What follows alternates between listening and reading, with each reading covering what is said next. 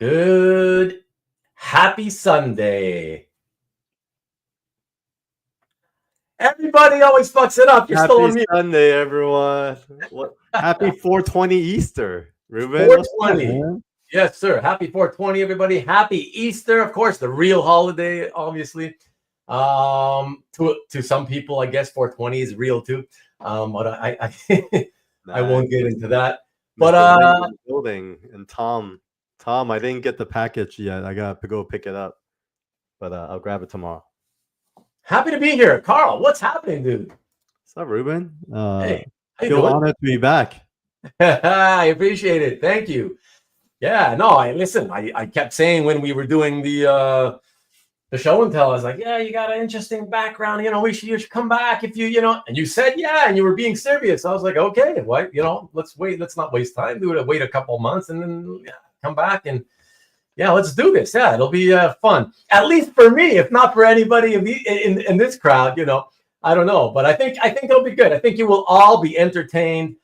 Carl has led, from what I can tell, and I don't know any details really yet. I've seen pictures, and just from what little bits of detail he's mentioned in his own descriptions of his art in his gallery. That's it. It sounds like he's had a great and interesting life. So, it should be quite a fun evening for us, everyone. And of course, Cab comes in to say, yeah, so sorry, Carl, I cannot catch this live. We'll try to drop by later. And he didn't. I don't know why. Why did you do it twice, though, Cab? That's interesting. I don't know. But as always, I appreciate it, Comic Art Boston. No worries. Have a good one.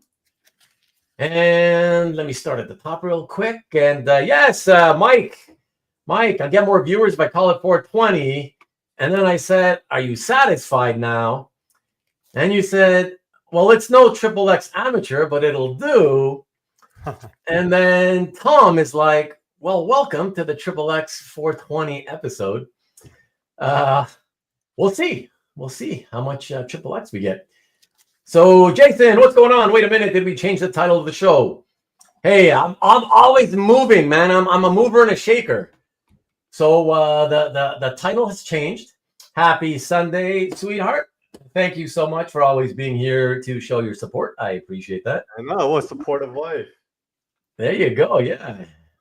That's very key to a happy life, right? It is. Happy wife, happy life. And good evening to you, Rickster. What's going on? And of course, Carl saying happy Sunday, 420 time. What up, Tom? Good to see you, of course. And you, Mr. Redjack, thank you so much again. Hope you're in good spirits. I hope you're going to hang out with us. I hope you're not at work. But if you are, well, enjoy it on the rewind. And what else we got? Where everyone at? Hopefully they're starting to trickle in. Tom. It's always slow. Hello. What's going on, Tom? What else we got? This is WrestleMania. It is. Is it WrestleMania Day? Oh, man. Is it? Oh, it is tonight. That's right. That's why Cobbie. John win? Yeah, Cobbie told me he could be here because he's a WrestleMania guy. So he's doing that. So, wow. Well, listen, I've done my show on Christmas Eve, Christmas Day, New Year's Day, New Year's Eve. So, you know what? Nothing's going to stop me from putting on a show, whatever. So that's it. The show must go on, as they say in the entertainment business, which, of course, you must know very well, Carl. Yeah, man, the show goes on. You need to see some Valiant. Well, tonight is not a show and tell, Jason, so I don't know how much Valiant you're going to be seeing. Greetings to you, Jeff. Lovely to have you. And Lee, here we go. You had Lee by mistake later. I clicked it on early. Hello. What's going on, Lee? Good to see you. Yo, good to see you. What's up, JC? What's up? And who else we got? Who else? My wife is welcoming you, of course. There you go with the welcome, Carl. And B&G, what's up, Steve? We had a great meeting a few days ago. Me and Steve came into town. We had a nice long 6-hour lunch. So that was fun. Yeah, that was good stuff. I hope you weren't at a buffet. Nah. Problem. No buffet. That's funny. Have a great show. Thank you, Cab. I appreciate it. Thank you. And wow, so weird. So this one also duplicated. I don't know what's going on with your account this evening, Cab. If you're still hearing me, 3 minutes ago you posted this, but that's 2 comments that posted twice, one after the other. But the one for Hi Vivian did not. So hopefully, whatever it is fixed. Take care, Rubén. I have registered my like. Thank you. I appreciate it. It looks like it's fixed. Whatever was causing it. So have a good week, Cab. Evening, Jason. What's going on? What's happening? A lot of people pissed off over WrestleMania. Really? Oh no! What happened? I don't follow, so I don't know why they would be pissed off. We trickle in and dribble out for the triple A. What's up, Marcus? Marcus. Let's see. Hellos back and forth. Hey, Jason. Hi, Vivian. Hi, number one Marvel fan. Last time, John Wynn. What's up? Last time Carl dropped the Rubén exclusive OA debut. I'm here for another. Why does everybody always think that there's going to be art being shown no matter what? You guys are obsessed with looking at art. That's all I have to say. You're going to be looking at photos of some kind. I'm not sure it's going to be art though. 6 hours at the Ritz. I might do a debut. We'll see. Yeah, we'll see. Okay. 6-hour lunch leads straight into dinner. Pretty much. It was definitely already dinner time, Rick. It was. What's happening here? All righty. Tom, hello all. CJ, what's going on? Good to see you. And Carl is like us. We all get in at constantly? Dangerous. We get art in constantly, which is dangerous. It's Yeah. All you squirrel chasers, it seems. So Jeff says, I guess that's a mistake. WrestleMania is the non-local crowd. Oh, that's a purposeful thing. Non-local crowd in Vegas tonight. We are all going to be tuning in. Oh, the Knights playoffs tonight for you. Okay, there's hockey tonight too. Playoff hockey. Okay. Again, enjoy the game if you're watching, Jeff. But yeah, let me quickly. I gotta say, interestingly enough, no updates from Carl's collection. It's 2 weeks in a row that he has gone over a week without producing a video. So I guess, Carl, you've been busy. So I have nothing to mention about that. And Rubén, when I'm around, you have to call that Carl PG-13. Carl. Just so Fat know. Carl? Who's Fat Carl? The other Carl. That Carl, you have to call him PG-13 Carl. You mean Southern Comic Geek? Oh no, Carl Collection. You mean Carl Collection? Yeah. You have to call him PG-13 Carl when I'm around. Because you're triple X, Carl. Right. All right. I'll try to remember. But everyone, let me just quickly shout out a couple of. One. I got a couple of anonymous subscribers. Thank you, but your privacy settings do not allow me to see your names.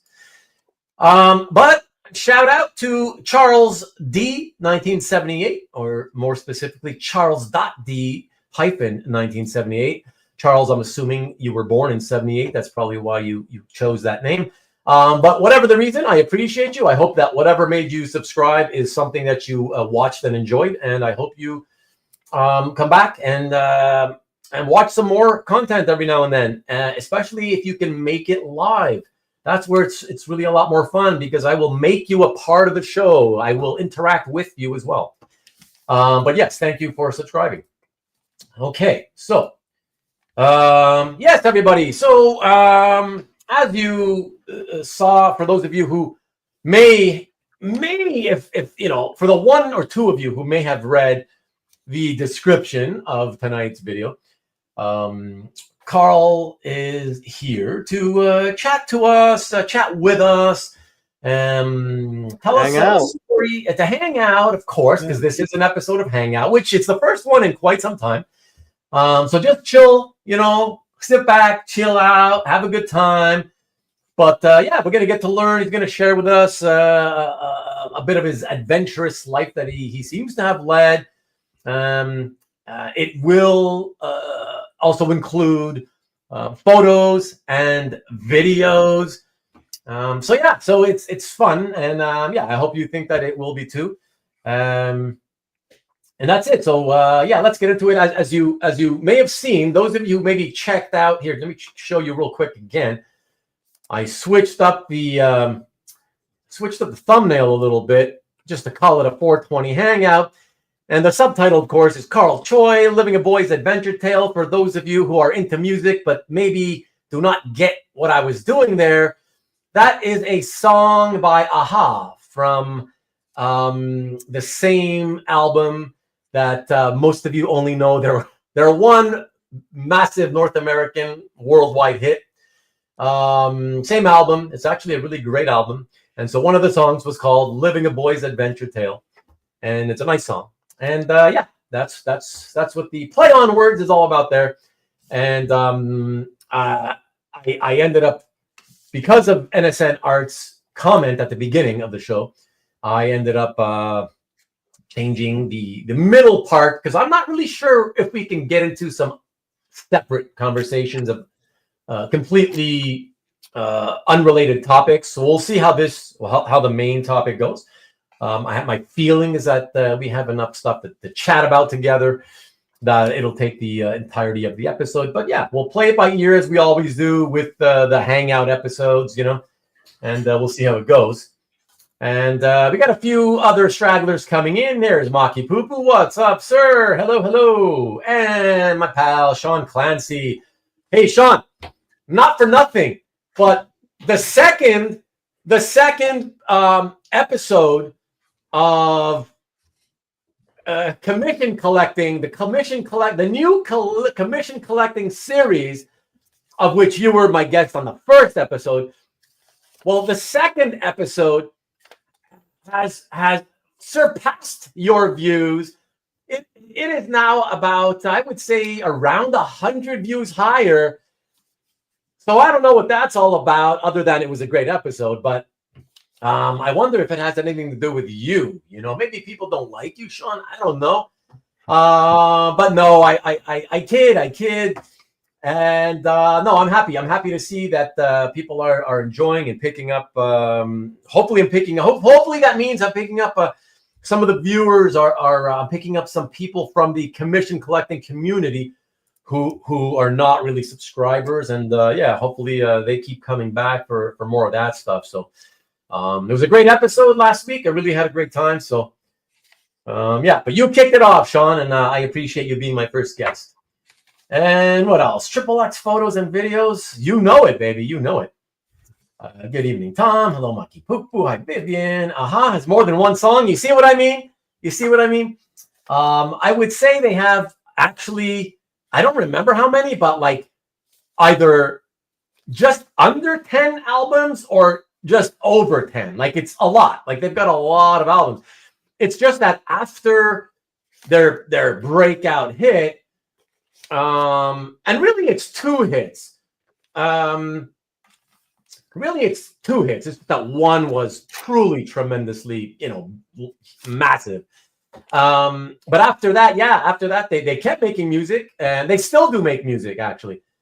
It's just that for whatever reason, the music industry sort of, tastes keep changing throughout the 80s. And yeah, they kept making music, but it was just kind of only getting traction in other parts of the world, Europe and Asia and whatnot. So yeah, but yeah, so they have a lot of music, actually, Mike. Happy Easter. Easter. Open the show with that song, Rubén. What's that? You should open the show with the song.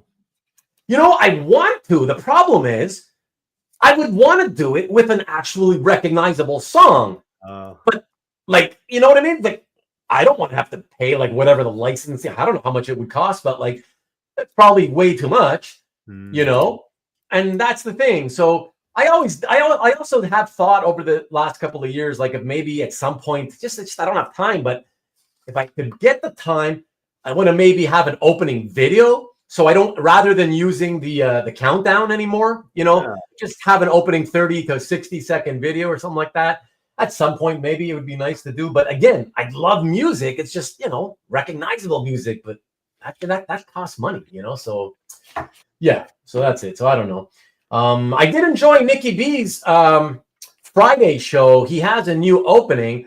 Although I gotta say, I didn't like they had two openings. One of them is for like comics related stuff, and they played that one, and that was a whole minute long. But then they played another one that was really original art specific. So hopefully Jay will sort of figure out that, you know, for that particular show, it's best to just go and start off with the one specific to original art, you know, not play the other one.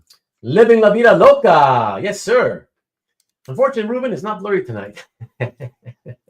I'm sure you wish I was, Sean. You get a new camera?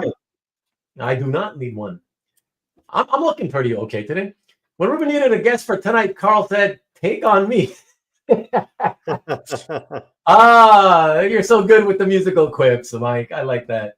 Let me see what else. For Triple X, you need to upgrade to 4K. Yeah. What's up, Carlos? What's up? Kenneth Bird, good to see you all the way from Virginia. What's going on? And Hart, what's going on, pal? Good to see you. They had the James Bond song, The Living Daylights. They did? I did not notice. It was maybe focused on the visuals or something, you know? Ready Player One recognized Aha. I like that movie, Rick. I really enjoyed it. I'm not a sci-fi guy, as you know, but on one of my trips to Jeff's house in Toronto, in the Toronto area, we decided to watch a movie, and he always chooses because he's got tons of them. I always go with his recommendations, and he said, let's catch Ready Player One, and I said, okay, and yeah, it was good. Really liked it. So played both openly. Happy Easter, Alberto. What's going on? Play both openings so they can stall for Nick being late. Maybe that's what it is, Marcus. That is true. Although he's like 15 minutes late, so there's only so many videos you can put, you know? So there you go. Okay. So that's about it. Everybody's trickling in, and I think we're good to go, guys. Yes, Ready Blade Runner 1. That'll be the sequel, maybe, you know? And yeah, so once again, happy Easter to everybody who celebrates. Happy to see you all here. And yeah, really appreciate you, as always, making time for us on a Sunday evening. So that's it. Carl, you ready to get into your life? We're going to play This Is Your Life. That used to be an old game show, I believe. Yeah, play it. So let me ask you this, Carl. Let me ask you this, actually, because you know, we have pictures to show and some videos, and that's cool. But I'm wondering if before I kind of get there, because at the beginning you do have a couple of pictures we're going to show of you, you know, at a pretty young age. I'm just kind of wondering, tell us all first. Because this does tie into comics and comic art. Sure. When did you first? How old were you when you did first sort of get acquainted with comic books? I think we could, you know, it'll show in the picture, but I would say would that have been around that time? It's like 11 or 12, because I actually have my cousin in one of the pictures. So I thought it was kind of funny because like my cousin's the one that brought a stack of comics over, and then it was from then on that I started collecting comics. Okay. Yeah. Okay, so cool. Pretty young, man, like 12, 13. Yeah. Okay, I was 12, so yeah. Okay, so let me do that here, everybody. And when did I start understanding what I was reading? Probably much later. Yeah. Is that, yeah? I was literally learning English, reading comics. I would say that. That's really okay. Important. Yeah.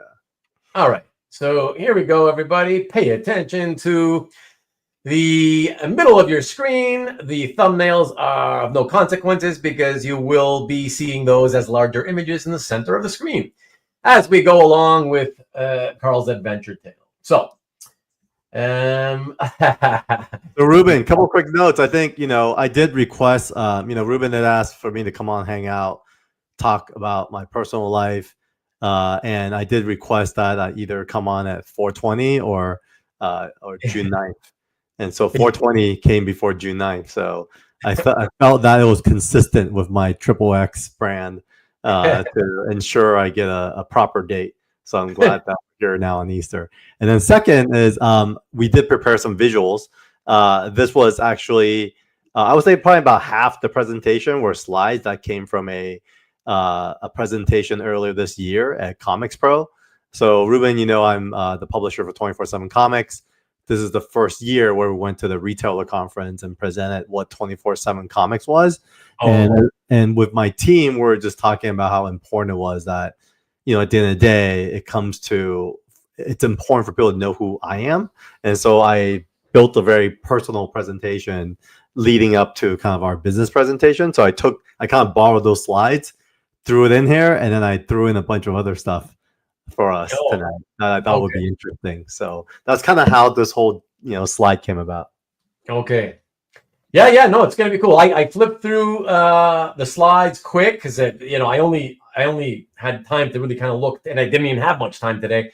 But when I saw that there were videos, I was like, what the hell is this? And I clicked the first one. I'm like, oh my, what's happening? Oh my God. I can't wait to hear what he's got to tell me about this. This is crazy. And then I went and I clicked on another couple of videos. I'm like, what's he doing there? What is going on here? Oh my God.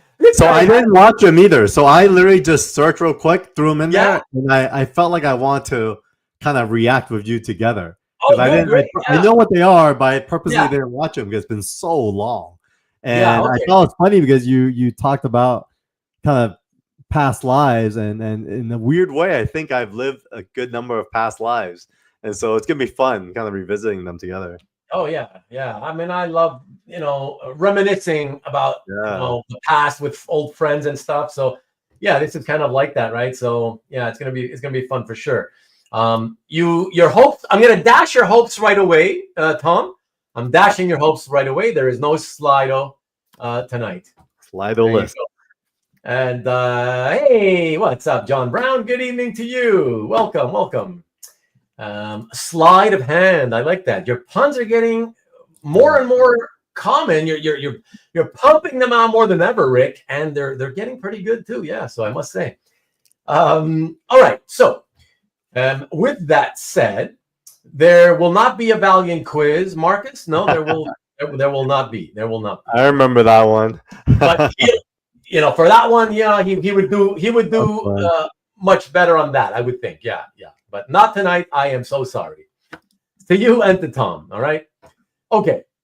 So, let me share this again, everyone. And I guess we will stay with you on the screen in tiny little windows here, so we can all see each other anyways. And at the same time, check out, what we're going to show. It's going to be pretty fun. So, yeah, man, you want to start us off, and I'll just start. Yeah, you can guide me whenever you want me to go to the next one. You let me know, all right? Sure, we could go to the first slide. I think you know, this says a lot about my identity as an American. So I didn't move here till I was 8 years old, and this is me, second-year-old Carl, and it's funny because often when there was a big moment in my life where I spent a lot of time investing in like the Asian community and really promoting Asian talent, whatnot. I still try to do that as much as I can when there is something that's relevant. But I always say, like, I didn't know I was Asian until I got here, because if you think about being in Hong Kong, you know, I was the majority, right? But when I got here in second grade, I barely spoke the language. I was struggling with ADD and dyslexia. I was basically put into special education class. And I was ultimately the kid who ate lunch alone because I didn't really understand the culture. I didn't understand kind of how to interact with kids on both sides. And so it was pretty tough, to be honest. And so it wasn't until kind of like the next slide, my best friend, Kinman, who is the little kid standing next to me. It's funny, he's only a year younger than me. But you're the one on the left, right? I'm the one all the way on the left, and I'm wearing a Punisher shirt. Yeah. And he brought me basically a stack of comics, and then I still remember, like, it was just a mixture of stuff. It was like X-Men books, Spider-Man books, Wolverine books, and we were flipping through it, and for some reason we started getting like territorial, where we're like, hey, let's decide who collects what. and basically we did kind of like a straw, like kind of, what do you call that when like you take turns picking? Oh, drawing straws. Yeah, drawing straws kind of thing. And so Yeah. he picked first. He picked Spider-Man. I picked second. I picked Wolverine. Then he picked second. I think he picked Hulk. And then I picked X-Men, and so on and so on. And so it was really funny because my collecting was heavily informed by this kind of moment where we decided on who collected what.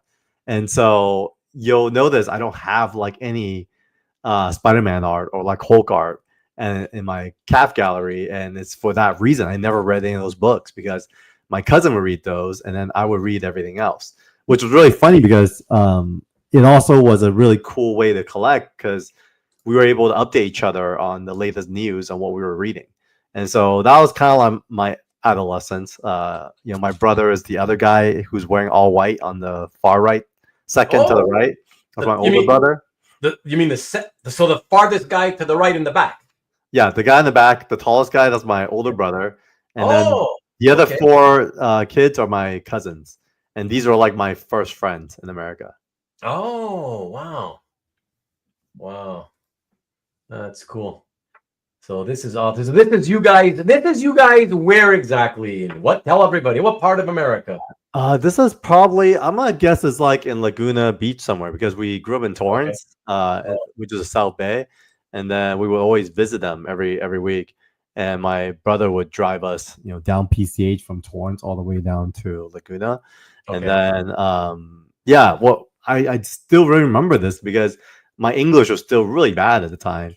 My wife said my English is too bad now, but once I was able to read because through the dyslexia, just not knowing the language, it was really hard for me to kind of consume textbooks, right? Yeah. And also my foundation of English at the time was also more surrounding like British English, so like I had to relearn all my vocabularies, and so I basically learned reading English from reading comic books, and it was really through that I was able to pick up, kind of what the culture was. What's up, Stingray? My man. What's up, Dino? All the friends are here. Yeah. Yes, sir. They're piling in, baby. Yep. This is the official hangout, fellas. Yes, sir. Yes, sir. You're gonna get to learn You're gonna get to learn on this Eastern Sunday. This religious holiday. You're gonna all get to learn about Carl's pornography past. I promise we will get all the true black past. Well, I mean, my origin too. My father's a pastor. Joseph, so, I know that's another thing. We moved here, and he was a pastor of a church, and I didn't really fit in there either. Like I just felt like it was really hard to understand what the heck anyone's talking about because for the most part they're not speaking English. Yeah. Okay. And did you feel that even as a young kid though? Yeah, I felt like it just felt weird. Like it felt like and the hardest thing too is because he was a pastor of a Chinese church, and so a lot of like the Christian principles were taught through the lens of being a Chinese person. So like the Chinese culture was like all integrated. So it was kind of an interesting thing. So it wasn't bad or good thing. It was just hard for me to track. Yeah, and let me ask you though. So was your dad a pastor? Well, first of all, tell everybody because you didn't even start with that. Tell everybody where you were born because you said you came here at 8, but you didn't mention where the heck you came from. So I was born in Hong Kong. So Hong Kong, it's a very interesting time. I was born in 1978, and the 80s were like the golden years. So Hong Kong was known for a lot of the Chow Yun-fat, Jackie Chan, a lot of these like movies that we all kind of grew up watching, right? And so a lot of those feature films also, set the foundation for my childhood because those are the stuff that we grew up to. We love kung fu, we love kind of action. I still remember, like, speaking of learning English, my mother would drop me off at a tutor, and this guy's a younger guy, he's probably in his early 20s, maybe he's still in college, and I was in second grade at the time, and I still remember like we brought all these books. He like presented all these books that we're gonna go over, and then my mom was like, "Oh, great, you're gonna get him to speak English in no time." And then as soon as my mom left, she's like, "Hey, do you want to just watch the latest Bruce Lee movie?" I was like, "What?" And he's like, "Yeah, sure." He just turns on like Enter the Dragon, and then when before like 5 minutes before my mom comes, he'll fill out the workbook before she shows up without like teaching me anything, and we basically would just spent hours every week watching movies. And so That's it was awesome. pretty funny. Like that was like the foundation of my education. So entertainment played a pretty big role in Right how I from an early age. Yeah, that's pretty. That's obvious. That's pretty cool. Just to quickly get back to your dad for a second, though, I just wanted to know. So before you guys left Hong Kong, was he already a pastor there? He was. Okay, and so you're saying he was a pastor there, but then when you guys moved to America, he continued being a pastor in America. That's what he still does. Yeah, he still does that now. He's he's 83 now this year. Wow. And no, he's definitely still active. And my grandfather was also a pastor. So my grandfather, my mom's side, was a pastor, and then my dad's a pastor. And so it was really interesting just growing up in two churches because they pastored different churches. And so and they were both Christian, specifically Catholic church. No, I like Protestant Christian. So my father's more like a Presbyterian. Okay. My grandfather's more like evangelist. Okay. And so it was kind of relatable in that way in school, at least, because obviously there's a Christian country, predominantly, and so in that regard, it was pretty relatable that everyone kind of grew up in the church and stuff. Yeah. Right. Maki Pupu, our friend Michael, is asking right away. Curious to know, do you consider yourself religious? I think so. I'm as much as like I ran away from it, and you'll see later on some of the slides for a number of years. Yeah. I think when you kind of set up your kid in a way with a routine and kind of a certain foundation for belief, it always comes back. So a lot of times, like I'm kind of like the funkle to a lot of my friends' kids, and I always also am the first one to reassure my friends that don't worry, man, like they'll come back around. Like as long as you set a good foundation for your kid, I truly believe like we all come back, and that's also like kind of the story of the Bible, right? It's like the prodigal son that always come back and is always welcome back, and so don't take it for granted, but I feel like that's truly what the lesson is at the end of the day. Like we're all broken. I did read Preacher recently, actually, Marcus. And I talked to Newell about it a lot because I actually really like Cassidy, because Cassidy is like the perfect scumbag that it's just so hard for us as human beings to understand what forgiveness really means. But in the coolest way, Garth was able to paint that picture in Cassidy, someone who is the worst of the worst of humankind, but still at the end of the day had a happy ending. So that's kind of all we can hope for, right? So borrowed from the library. I know that at least you, Mike, would be happy. I had previously read the first two trades years ago. Didn't like it enough to continue. It was fine, but not enough to continue. But I was at the library recently, and I was like, oh, what the heck? I'll give it a shot again. And I took the first three hardcovers. So I don't know how many equivalent trades this is. That's a lot. But it's three hardcovers, and we'll see if I get around to reading it. I bought them recently, too. I read digitally, but then I bought the physical books. And so one day I'm gonna flip through them. Oh, yeah. Mike, we know you like Preacher. We know. Hell yeah, Rubén Stingray. How was the TV show? Have you guys seen a TV show? I've never seen a TV show. Well, like certainly not me. Yeah, typically if I don't really read like a comic, that they make a TV show out of, I'm not likely going to try to. I'd rather try to source material, right, rather than first start with the cartoon or the animated series or even a live action series, whatever it is. Yeah. So Mike says, "Wow, the biggest Preacher fan that I know. The TV show sucked, in my opinion." Oh no, that's rough. But Stingray also says the TV show was okay. Just don't expect it to adhere to the comic. Yeah, TV show was odd. It's Yeah. really hard. Adaptation is really tough because when it comes to like the comic book, we don't have budgetary concern. Like whatever we can imagine and can draw, we could put on the comic. But when it comes to like a TV show and all that, there's just so many moving parts that makes it really tough. Okay, so yeah, so let's not get too caught off track. Let's get back to this. Okay, so now we got a little bit of your. So let me stay actually, if I may, real quick, just a little bit in Hong Kong. I'm just interested because I grew up with a lot of friends who were Chinese, and like myself, we were all first generation Canadians, but all our parents, we're all children of immigrants. And where are your parents from? Spain. Oh, cool. Yeah. But a lot of my friends are Chinese, and no, not of course.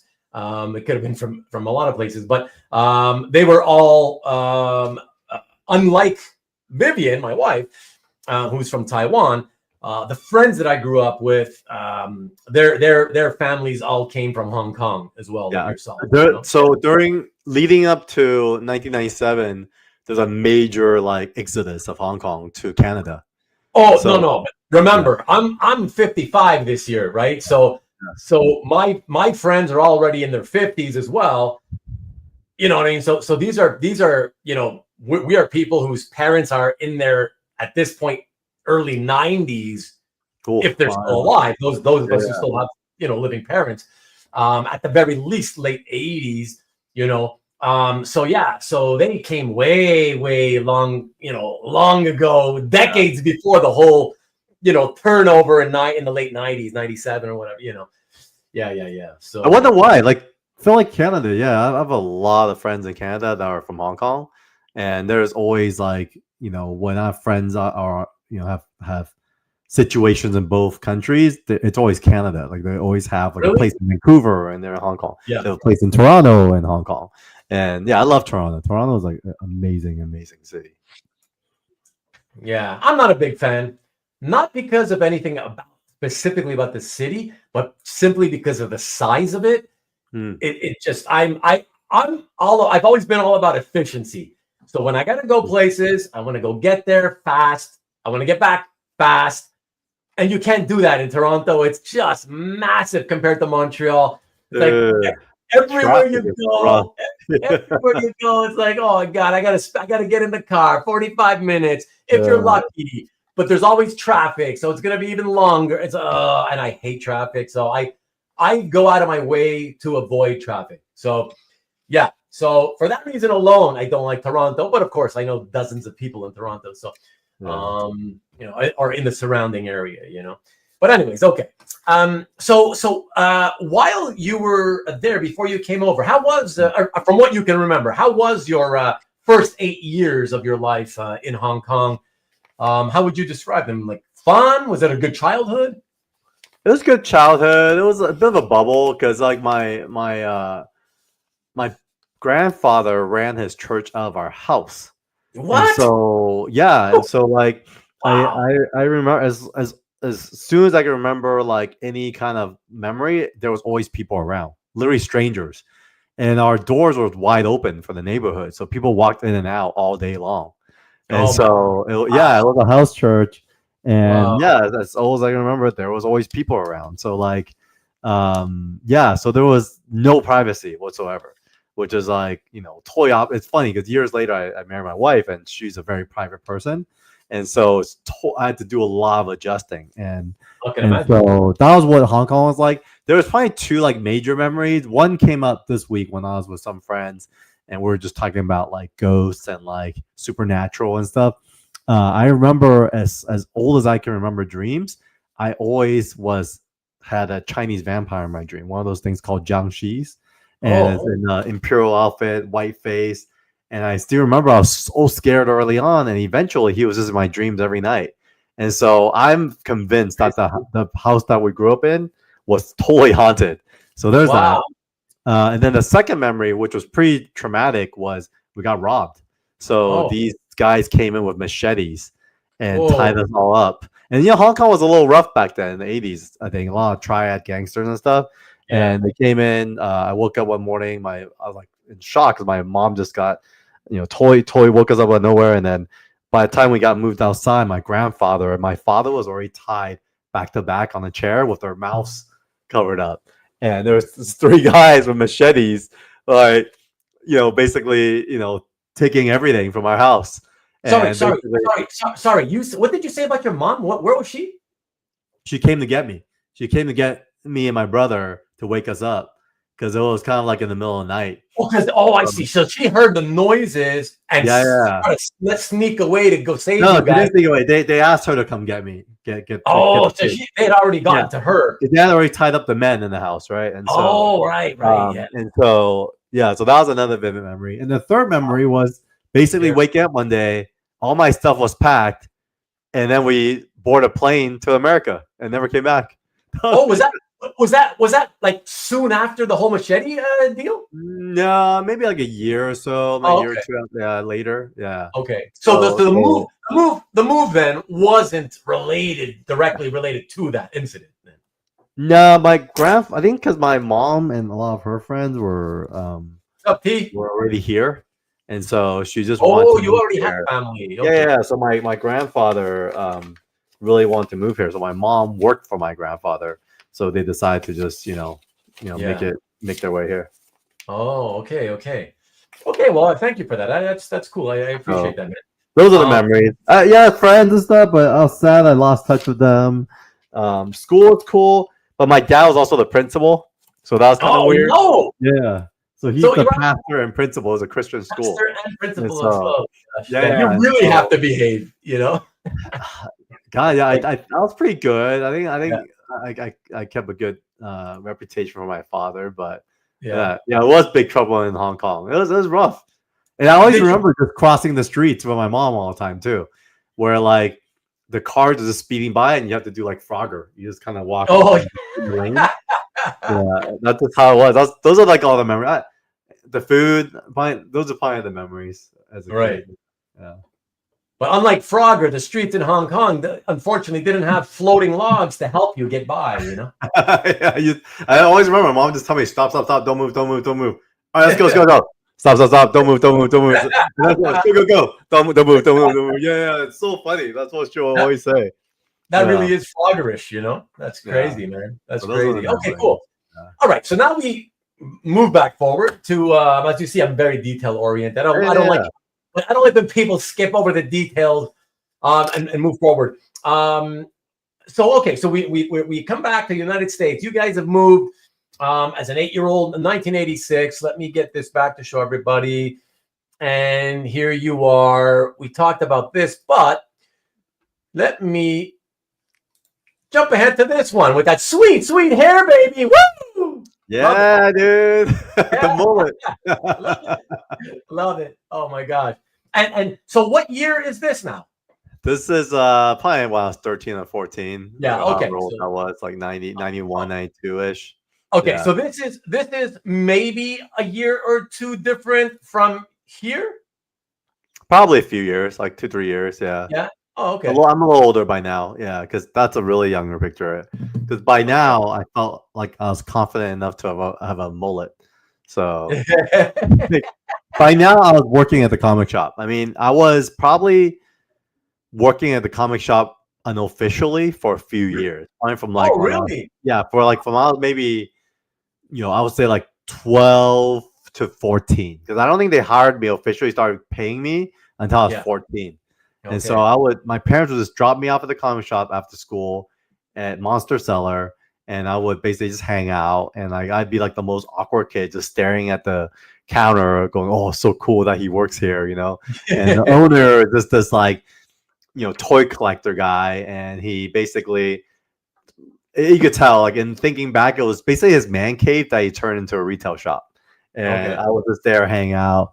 Always a little socially awkward, so he didn't really have a lot of words. But it wasn't until this comic book shop that opened up in the neighborhood called Wall to Wall Comics.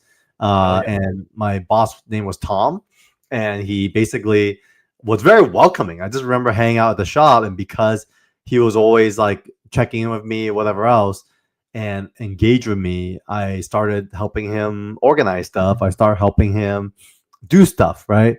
And I think he was a little careful as to not like, engage like illegal child labor. But after a while, we became friends, and he would basically give me books and stuff. And then after a while, he would give me preview catalogs. I was so happy about those because I would take the preview catalogs at home and I would read everything in memory, memorize all the preview catalogs. I was like a walking preview catalog. And so that was kind of cool because eventually that's what got me to get a job, because a lot of customers would come to the shop to knowing I was there and talk to me about what's coming up next, because the 90s was so speculative. And so people would say, hey, like, is there any first appearances, or is there any relevant stories coming up? Who's working on what? And I'd be able to just repeat, like, this is coming, this is what's happening, and this is what's selling.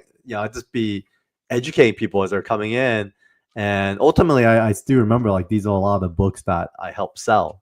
Obviously I have covers that I also loved and remember. But leading up to, I would say, like a year and a half before Superman, the death of Superman, is where I was most active in the whole. Yeah, Rick, it was definitely like a lot of insider trading style, where people came in like would just buy stacks ahead of time. And I would buy stuff too. I remember I would buy books. He would give me like 50% off or give me credit. I think that's how he paid me early on. And so I still have a lot of books. I mean, I probably have at least like 5,000 books still between our house and my mom's house. Wow. That's a lot, man. That is a lot. By the way, Arelis Delgado stepped in. Is that a friend of yours? Where is this? Oh yeah, Arelis. Hey, Arelis. Yeah, she is a great supporter of 24/7 Comics. So thanks for always showing up, Arelis. You're the best. Yeah, thank you for coming in to support your boy, Arelis. Thank you. That's cool. And what a great name. I love unique names. I've always been fascinated by unique names. So Arelis is awesome. I love that. Very, very cool. Arelis rocks. And what's up, Goo? Good to see you, of course. And no, there will be, as far as I know, no art today. You're such a... Why is it always about art with you, Carlos? Come on, man.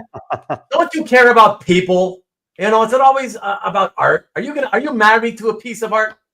I can premiere some art today, Rubén, if you want. Oh, man. Well, we'll see. We'll see what happens. Like we said earlier. Yeah, we'll see. We'll see what happens.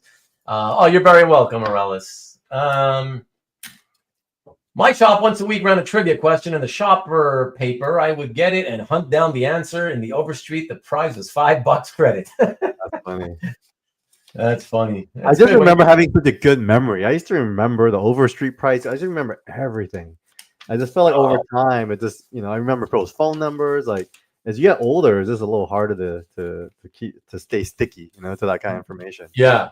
Yeah. I just want to say that, Tom, because we're close to the same age. So I was working at the shop from 86, 87. And then later in 90 or 91, I managed the shop. But as a teenage worker, 86, 87. So, I mean, I had to... What was the shop called, Rubén? What's that? What was the shop called? What was the name of the shop? So it started as Excalibur. It was my childhood shop.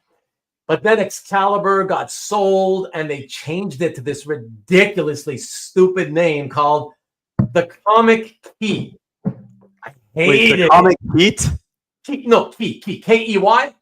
The Comic Key. Oh. Yeah, like the key to your comics, I guess. Like, well, it just sounded lame. And me and my friend used to make fun of it all the time. This sounds kind of lame, yeah. It just sounds really lame, not well thought out, So I was like, ugh. And then the year later, I started shopping at another store, and I started working there. And that one was Comics Plus. Another horrible name, but guess why? Because the guy, he was really into used records, which is cool. I love used records, but he figured, well, I sell comics and other things. So it's comics plus records plus whatever. Like, okay, but it sounds lame. Comics Plus. What do you mean? Whatever. I don't care if I work there. I tell the truth. I told the truth back then. I'll keep telling the truth now. It's sucky names, But It was great memories. It was great memories because, I mean, I was working at the first shop when I mean, I had to be there on the new comic day after school, filling up people's reserves, or what do you call them now? The pull lists, as you call them now. We call them, reserve lists back then. Filling people's pull lists with the Dark Knight number 1, 2, 3, and the whole Dark Knight miniseries came out at that time when I was working. I think the Elektra miniseries, Built-in Cabbage, so I was an employee when a lot of really cool, great comics were coming out, and it was pretty amazing. Yeah, those are all before my time. I bought those as back issues. Oh, okay, yeah. And I don't think I ever got Elektra because my cousin, I think he drew Daredevil, so he had all the Daredevils. But I got Batman, so I collected Batman and a lot of that kind of stuff. Yeah. Marcus, if you're talking about my store, the answer is no. It was too small. It was too small. It was literally so funny on that street that it was on. It was a commercial. Well, it had become a commercial street, but back in the 50s, 60s, it was still very rural, and it's where people lived. But over 60s into the 70s, the 80s, it became a commercial street. But this store happened to be in the single car garage of the only house left on that otherwise commercial street. And that was it. It was just this tiny store inside a single car garage that had been, they didn't need to use the garage because they didn't have a car. So they rented it out, and they opened a comic shop in there. There wasn't, but there was another store in town that would get like Chris Claremont, Paul Smith, I remember, some other guests, but unfortunately not my shop. They never got signings, artists to do signings, I should say. So there was a third store I used to go to called Jeffrey's Comics in Torrance, and that's where all the signings were happening in Torrance. So Jim Lee showed up one time. And get a lot of the X-Men stuff signed.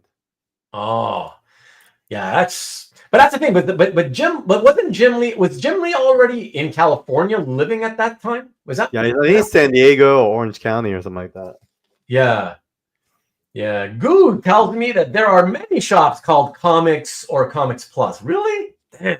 There's a lot of lame store names out there. Then Goo. Rubén always won at Blade Runner Trivia Night. Oh, I won the prize, the honor of being the first person defeated at those. We have another new one. New on my channel. Stan. What's up, Stan? Yeah. Are these comic shops still open? No, not the ones that I've mentioned. Jeffrey's recently shut down. That was the one that lasted till like last year, and then I think they went virtual now, and so it's sad. But that one lasted a long time. But the other two shut down. But the other two, Monster Cellar and Wall to Wall Comics, were both victim of the 90s. Right. Yeah, the owners went crazy with the ordering. Yeah. I kind of felt it, and then they stopped. Like there were days where they wouldn't come to the shop, and I would just open and close, and I knew something was wrong because I felt like they were both struggling, and they were arguing a lot because one of them was really big on like vintage, and the other one was all about the new 90s stuff. And I think, there was this falling out, and they never were able to recover from that. Yeah. Hey, Comic Art Boston, you're back for a little bit. Good to see you. It's a lot of reminiscing tonight, so that's what nostalgia, man. That's what we're doing. Tom, I really wish you had pictures of those comic shops. Me too. I actually a guy who became my best friend in that first year, in 1986. At that shop. What's up, Tyson? He was an aspiring artist himself, and then he ultimately ended up painting. He was tasked with painting. The owner wanted a superhero on the window of the store, and I was the one basically convincing him. Oh man, you got to do it's got to be a Wolverine. Do the Wolverine, the Art Adams Wolverine from the cover of Classic X-Men #1. That's the coolest Wolverine of all time up till now, and that's what he did. Later, while you're chatting it up, we're gonna resume, get back to your story soon, Carl. And as you're doing that, I'll see if I can find. I know I have a picture of my friend's painted windows, and then he later did other painted windows on another comic shop. So if I can find them, I'll try to upload them and show I'll be right back. Give me 1 second. Yep. Yeah, I wish I had taken a lot of pictures actually of, the people at the shop. That would have been fun. I mean, the guy that owned and managed my shop, he passed away, and he was a great guy. And it'd be nice to have pictures of him, even if it would have been with him. That would have been even better. The owner of mine opened it, and it's sold to like 5 owners. Yeah, it's tough, man. It's a tough business. And okay. My shop, when Death of Superman hit, was getting 200 a copy. You mean 200 copies an issue? I think that's what you mean. I'm not really sure. But anyways, yeah. No, those are all good times. I love the 80s for many, many, many, many reasons. Yeah, great times. But especially for comic related reasons, that was my favorite time of my life, pretty much. So yeah, good times. Yeah, I don't know, Marcus. Exactly. That's what I'm wondering. That's like, I think I have to wonder if he meant he was getting 200 copies, dude. 200 copies. I don't know. Is that possible? Were people paying that? Because I mean, I remember people trying to get 25 to 50, and I don't remember many copies selling. I don't know. It's kind of crazy to think somebody would pay 200, but Rubén, in your shop, says you had a lot of Asians in your neighborhood. Did you have a lot of Asians in your neighborhood growing up? I mean, enough, yeah. Yeah. Like I said, a lot of my friends were Chinese, Did you guys do like did your shop have like anime rentals and like VHS rentals, stuff like that? No. It was strictly comics. Okay. It remained comics, and the anime stopped hitting the video stores. That's where I started seeing it, in video stores, not in comic shops. Yeah, like some of the private mom and pop type video stores would get that. And then like the Blockbuster moved in. That was over here. I think they only moved in the early 90s. And they started getting some of that, but it wasn't a big thing. It wasn't a big thing. Even in the comic shops, right? Even the comic shops with the comic books, forget the videos, the comic books, and I've mentioned this on other episodes. There was a while there where we were getting the Crying Freeman type stuff, the Hong Kong comics, right? The late 80s, right? And we were getting that. And I remember a lot of the Asian customers were interested in getting that stuff. And I'm not talking about guys who had come over from, like, let's say Hong Kong. I'm talking about guys that were born here in Canada, born here in Montreal, but I guess they knew it was from Hong Kong, so it's kind of like where their parents are from. So I guess it interested them, and yeah, they started getting into that a lot. But I will say that for the most part, manga and anime, other than Akira, that was popular when it came out. I remember. A big one. Yeah. Yeah, and Lone Wolf and Cub, but Lone Wolf and Cub, I have to admit, I can't prove it, but I've always felt that it sold well, and I've always felt that the main reason it sold well was not because everybody was waiting for this to come out, in American comics. I think everybody where I live, at least, was like, "Oh wow, Frank Miller covers! Oh, I gotta get that! It looks awesome!" And then when they read it, it was like, "Oh, this is really good," But I do believe it was primarily initially because of the Miller covers, and I do have to say, on the whole, Carl, around here, at least in the 2 or 3 shops that I frequently frequented, mainly, manga was not a big seller. It was never a big seller. Yeah. So, yeah. I asked because we had a lot of videos. I remember. My boss was really into like manga videos, and so we had like a whole like rental operation going on, and that was super fun. Yeah. Wow. Yeah. So just so you know, Carl, Tom is he's confirming that the comic was selling for $200. Wow. Yeah. And then, of course, because of that, he got big-headed, over-ordered on everything, and that caused the business to close down. Of course. Oops. That's the biggest killer of retail business, folks. For those of you ever dreaming of getting into a retail business, Over-order. Inventory will kill a business faster than anything else, or other than opening the business and being undercapitalized from the beginning, right? So other than that, yeah, inventory will destroy a business so fast. So important, to know what the heck you're doing with. I actually still remember, like, one of my first XXX exposure was through a hentai manga VHS, because I would just take everything home to watch them, and whatever it was, because it's in Japanese. I now read Japanese, and I didn't know what it was. And at one point, I remember, like, I'm watching it on my VHS at home. My parents are walking by, and this, like, girl's clothes just gets ripped off by this demon, and then, like, the demon had like 6 like super long tentacle penises that just starts penetrating her everywhere. It was like the craziest thing ever. I was like, whoa, what is this? And so I was like kind of disturbed, because I was like, I'm 14 years old and maybe 15 at the time. And I went back and I told my boss, I was like, boss, what is this? And he kind of giggled and he said, yeah, you shouldn't have taken that one home. Yeah. Stan's reminding me of Appleseed. I remember Appleseed. Yeah. Appleseed was a big one. Yeah. Was that also part of the Hong Kong comics, or was that Japanese?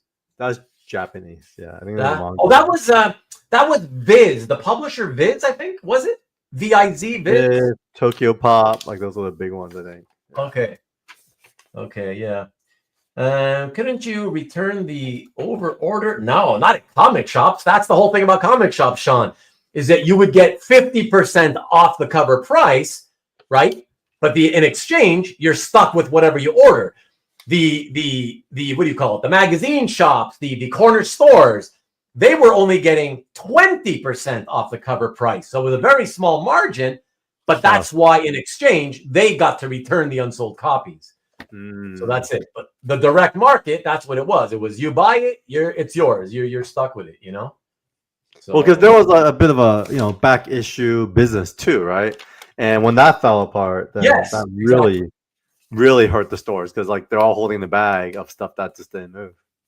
Yes, exactly. And hey, so I'm ready to get back into your story, but before we do that, I was thinking we got 50 people. It's over 4 dozen live viewers. It's a really nice crowd.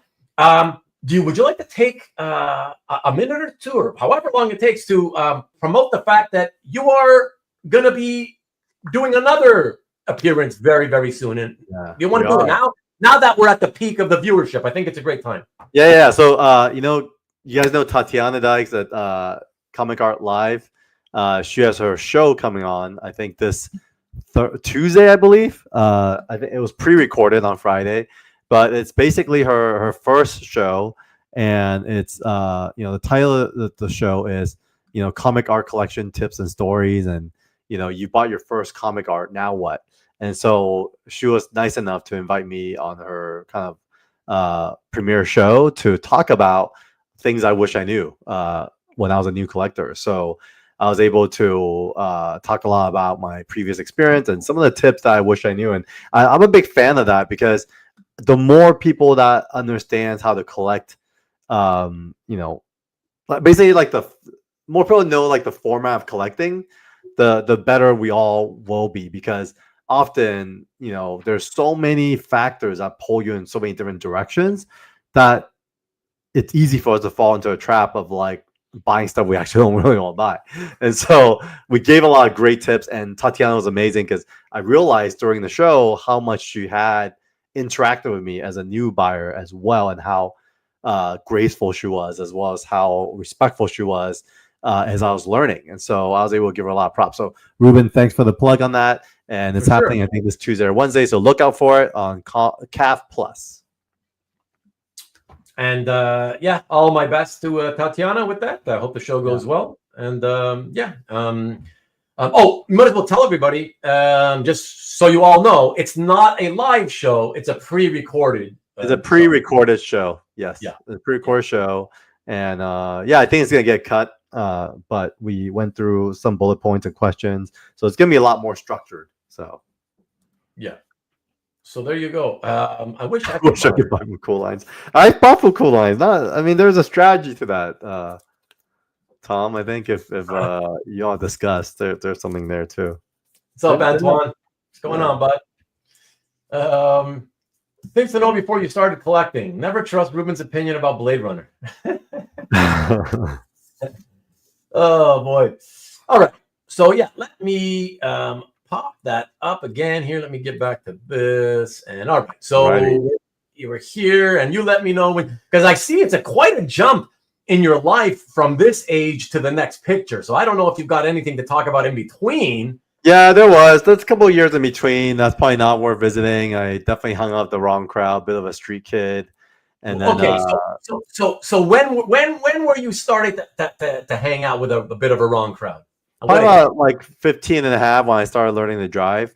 And there was actually my best friend. We met at church, and we would basically go and hang out in this area called Alhambra, Monterey Park.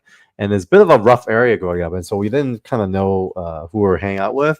And basically, we would start like going to nightclubs at like 16 and basically hang out and like, just do what street kids do, And then what was interesting was eventually when I was old enough at 18, I had to pay myself through school.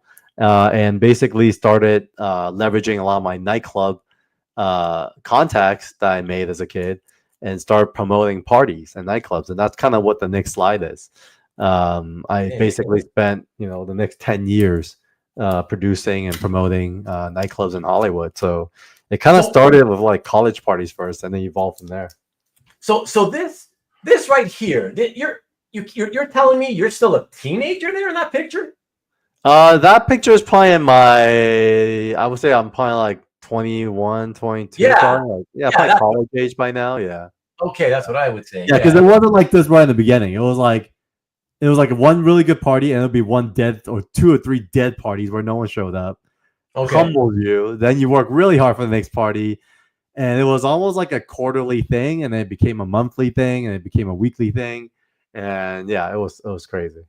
So tell us a little bit about this. I mean, when you say promote parties, because I remember there was kids, when I was like college age, whatever, you'd hear, oh, so and so, yeah, he's putting on a party. Oh yeah, he's promoting a party.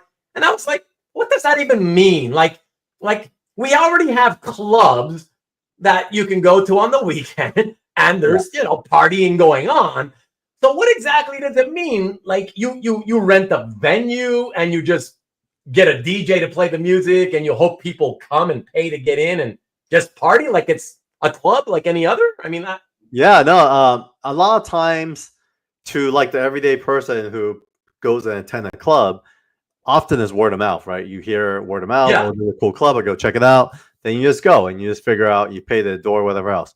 But the intricacies of it is during the 90s, the club ecosystem would not have survived without promoters. And what the role of the promoter is they would take a particular night and you would promote it as your party. And so this would be Carl's event on like a Thursday night. And early on, you would have to, the club will not take a risk of you because they don't know who the hell you are. Right. And so they would ask you for a rental guarantee. So you would have to pay them like a guarantee on rental. And on top of that, guarantee the bar. Okay. Can you share with us from what, the best to your knowledge of your memory, what it might have cost roughly back then to guarantee them as a minimum? Sure. As a kind of new promoter, club will not take chances of you. Right. And so rental of the clubs are anywhere from like $35 to $5,000, especially when it's the under 21 parties. Wow. Because even though there was a lot of like gray areas when it comes to serving drinks, they can't depend on a solid bar revenue, which is where a lot of clubs survive. Back then, there was also the door revenue. So like the entry fee, right? And so, the typical entry fee would be like $20 in the 90s. I think it's like $100 now, right? It's kind of crazy. Inflation. Yeah. But you would basically pay them $3,500 to $5,000. and hope you get, at least 250 or 300 people to pay you $20. So you make, $1,000 on top of that 5,000 that you put money up front for. Yeah. Well, it's really tough early on, like until you kind of earn Right. your So just FYI, that's pretty much what I imagined. I always imagined it was all about. It's you don't want to do it just for fun because you'll love to be at a party place. Obviously, I always imagined this because whoever's doing the promoting wants to do it as a way to make money, but perhaps at the same time, yeah, people, if you can succeed at it, then people think you're cool and it might bring you more later because everybody gets to know you. Oh, this is the guy who put on the party that you enjoyed, that kind of thing, or whatever. Early on, you have to do it because you love it. Like you can't do it because of money early on. Right, because because you can't just not making money for the first few years. Because if it was that easy, everybody would go and do it, right? Like to just let me give you $3,500 and let me make an extra couple on top of that. Of course, everybody would do it, right? So after like you build a reputation for a couple of years, you've kind of shown that you could build. Then the next phase of kind of promoter is you get to keep the door because you're promoting 21 over parties now. They keep the bar, you keep the door, and so it's very fair because what happens is when you get older, you get 21. Typically, you do not charge the girls, so half the population now don't pay door price. But even back then, even when you were like half your life ago, you're telling me even back then it was all the whole thing about just you want to bring in the hot girls as much as possible so they get in free. That was already happening back then. Already happening. That's the foundation of entertainment business in so many ways. You have to have the females so the guys are willing to pay. Yeah. And then you graduate after that to, if you're a hot promoter, you're consistent, you're promoting parties weekly, then the clubs will give you a take of the bar. And so they give you like a 5 to 10%. But then after a while, when you have enough traffic and a database of followers, they'll give you up to like 20%. And so that was pretty lucrative once you get to that level because you're promoting parties. Yeah. And then it's really interesting. There's a lot of dynamics to it too. So and let me just ask, I have to know, did you achieve the success you wanted to with the party promotion business? Yeah, I think so. I think as far as I could go, I think I would say we're at one point promoting around 500 plus events a year across 14 cities. So by the time wait, hold on, man. Let's not get ahead of ourselves. Yeah, that was crazy. You got to tell us how that happens. Like, how do you? Okay, it's wild. Okay, so you start off with one place, one club, right? You try it for the first time, all right, and then maybe it doesn't grow great, but it's not too bad. So you try it again, right? Until you hopefully they keep giving you a shot. At least some place keep giving you a shot. Okay, and eventually you start. Oh, it's working now. People like to come to my parties, whatever. But before we even get to that whole aspect of eventually all these 500 parties a year in 17, 13 cities, whatever it was you said, I have to know. And of course, you know me, right? Like on my channel, it's always about honesty. Now, I'm going to ask stuff. Every now and then I will ask stuff that, sometimes people they don't maybe want to talk about.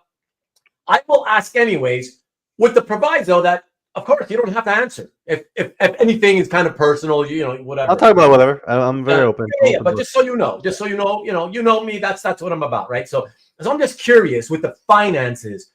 How the hell does a 21-ish-year-old guy, or whatever age you were when you started attempting parties, how do you come up with $3,500 to $5,000 to give as a down payment, or sorry, not a down payment, a guarantee to a promoter? Like you lose that no matter what happens, right?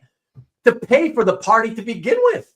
How do you get that? You couldn't have been. You had to have been doing more than just mowing lawns like some of us, and shoveling snow, which of course in California you didn't have. Any combination of like I would say most of the time was pre-sales, or I had. Oh, you try to sell tickets in advance.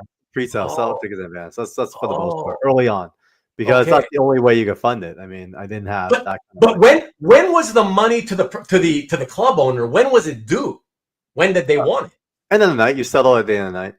Oh, okay. So I thought that because of the worry, because you're not let's say when you're not known, because of the risk, I thought that they would want it up front before the party even happens. Yeah, and there are club owners are really good about making sure you work for them for free as long as they can. So sometimes they'll extend like a credit line of sorts and be like, all right, don't worry about it. You just owe me $2,000 for the next one or something, Oh. So that kind of stuff happens as well. Oh. And then there's always the credit card that going to college. Remember those college credit card applications that you fill out? I remember I would just fill a bunch of credit card applications. I would have my credit cards and I would just max them out. Really? Cover. Yeah. That's you gotta do it.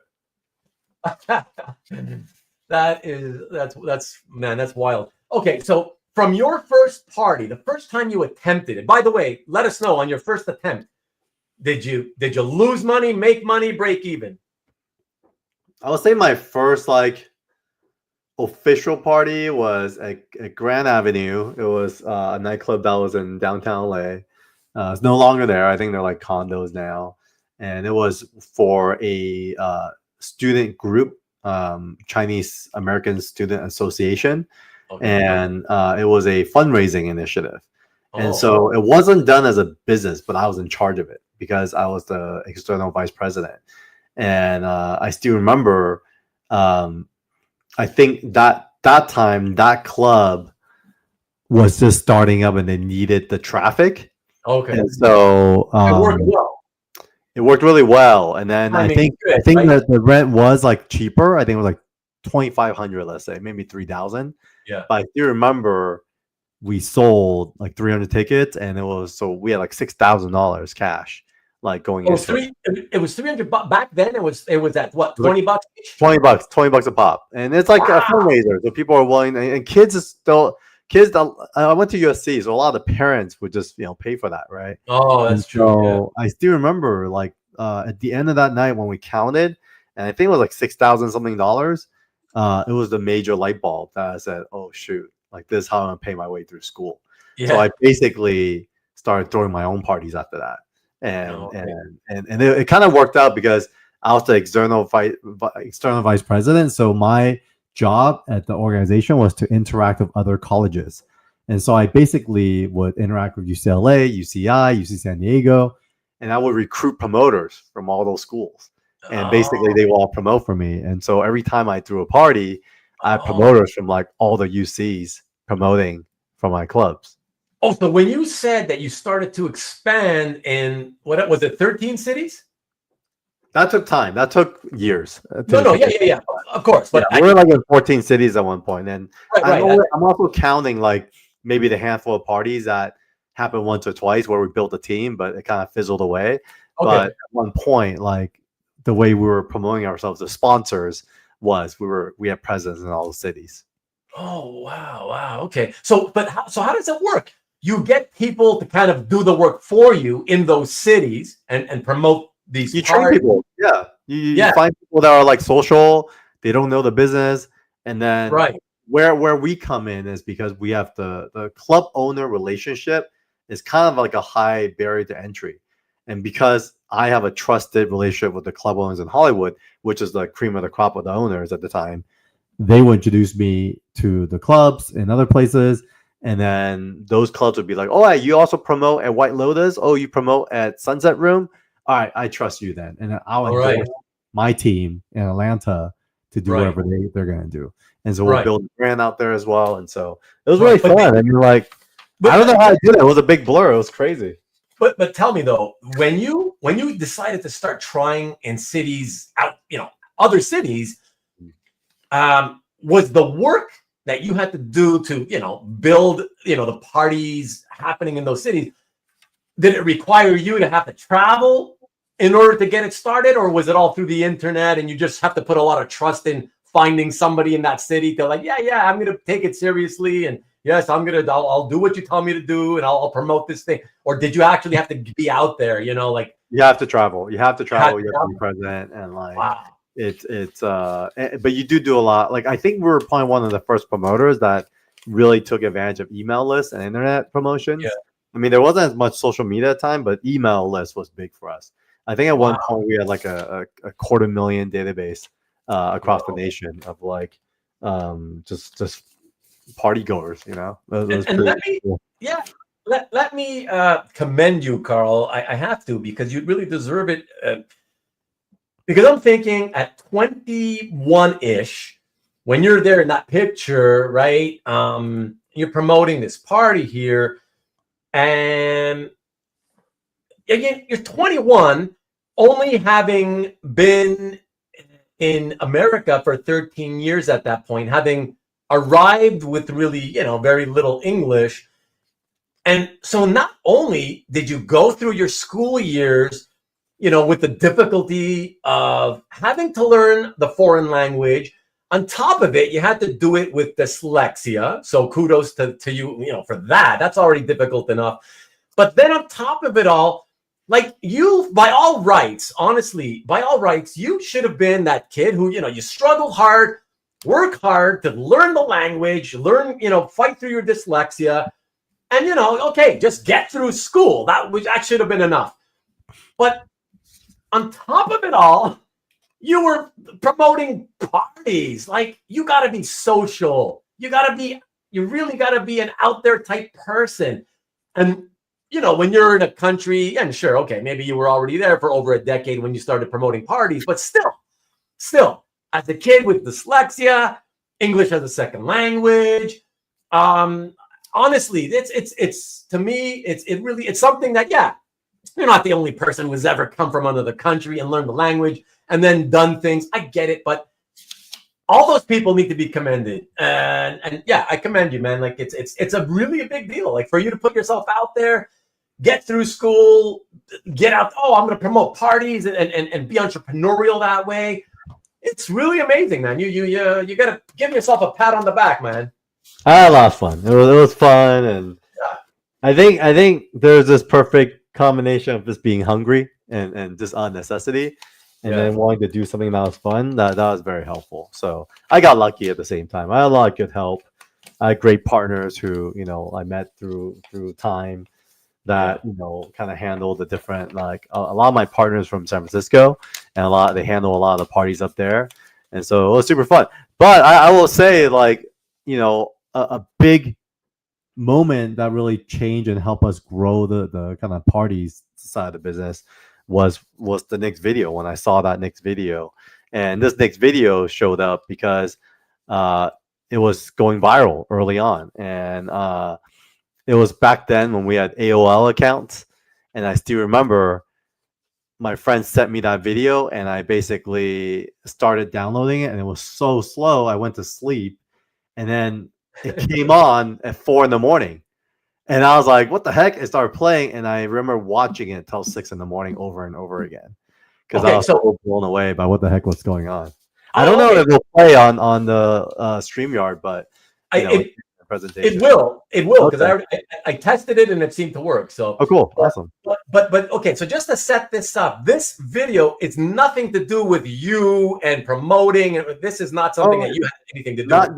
Not yet. And I'll explain what happened after this. Okay, so you want me to play this and then you'll talk about it? Yeah, let's watch it together. Yeah. Okay, because I watched it, and I believe it or not, both of them have really good voices for rapping.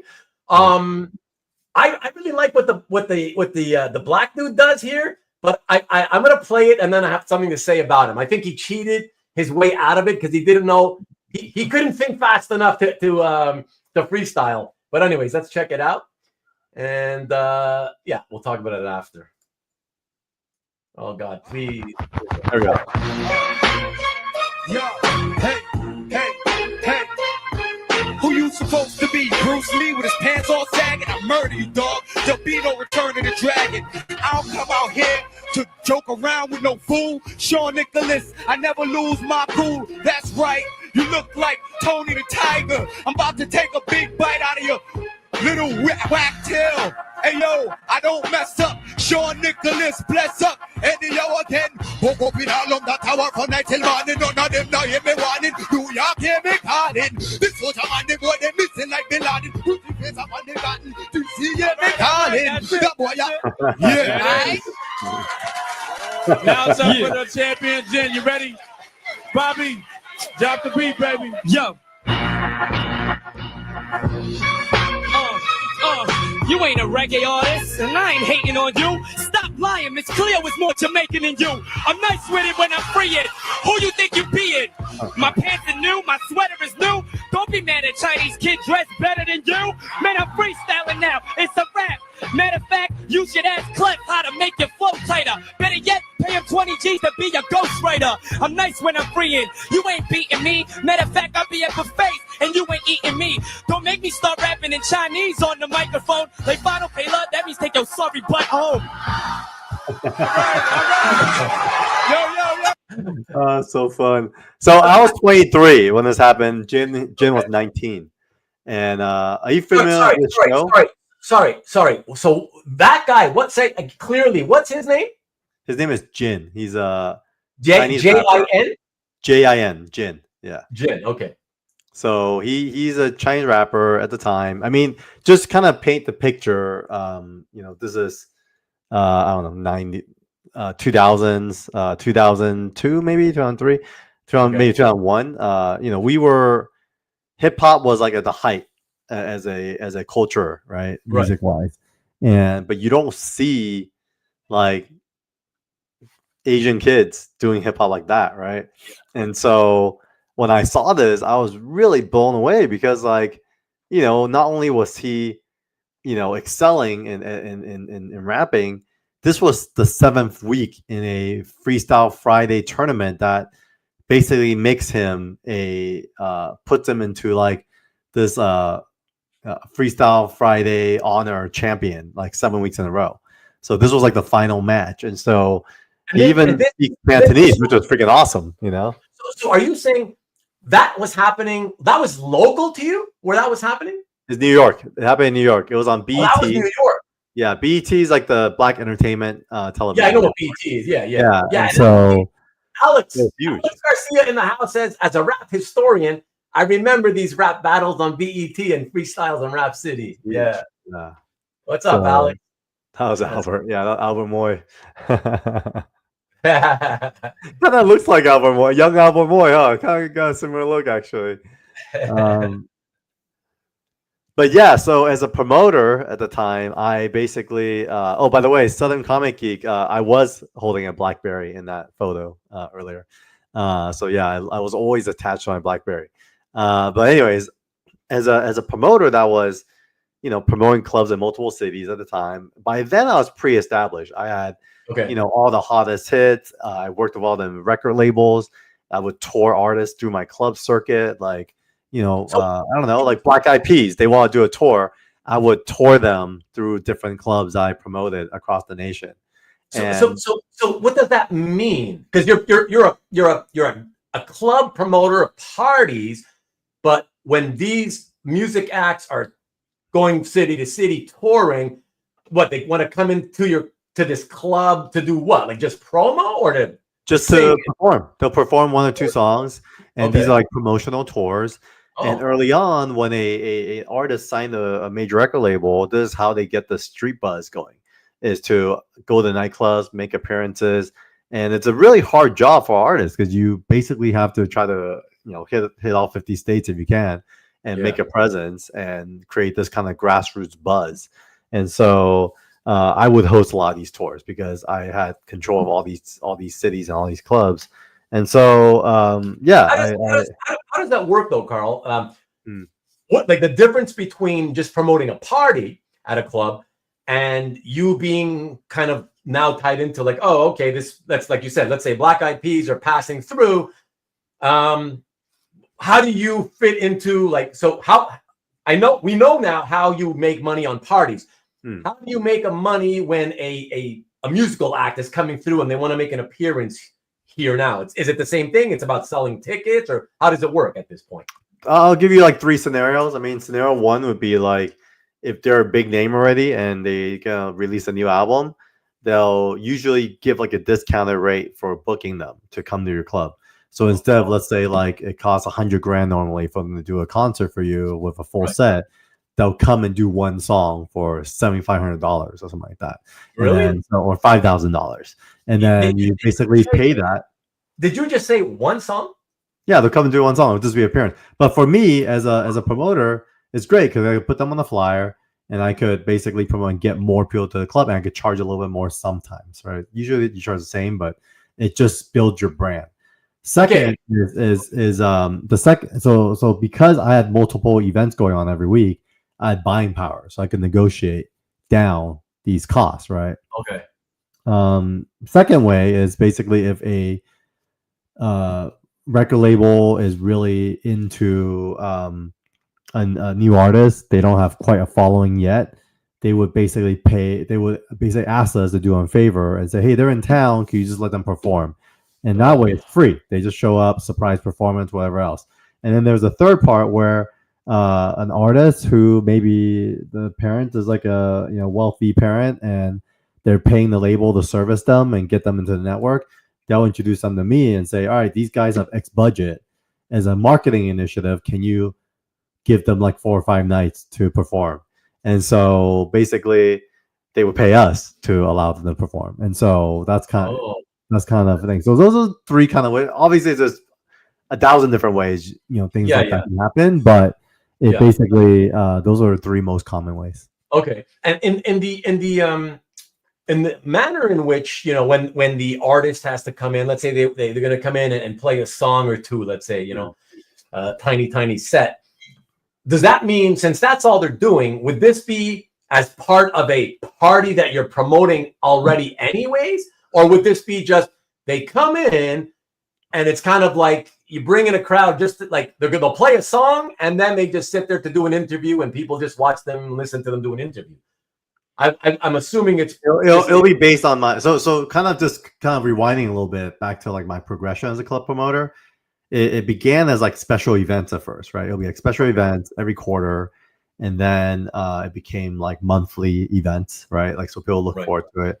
But by the time I graduated college and was in my first job, I was basically doing a weekly club, like let's just say every Thursday. And then eventually those clubs just got so overwhelming, I spun off like a Saturday. So I'll be doing 2 nights a week. And then eventually it was like 3 nights a week, 4 nights a week. At one point, I would have multiple nights a week going on a regular basis.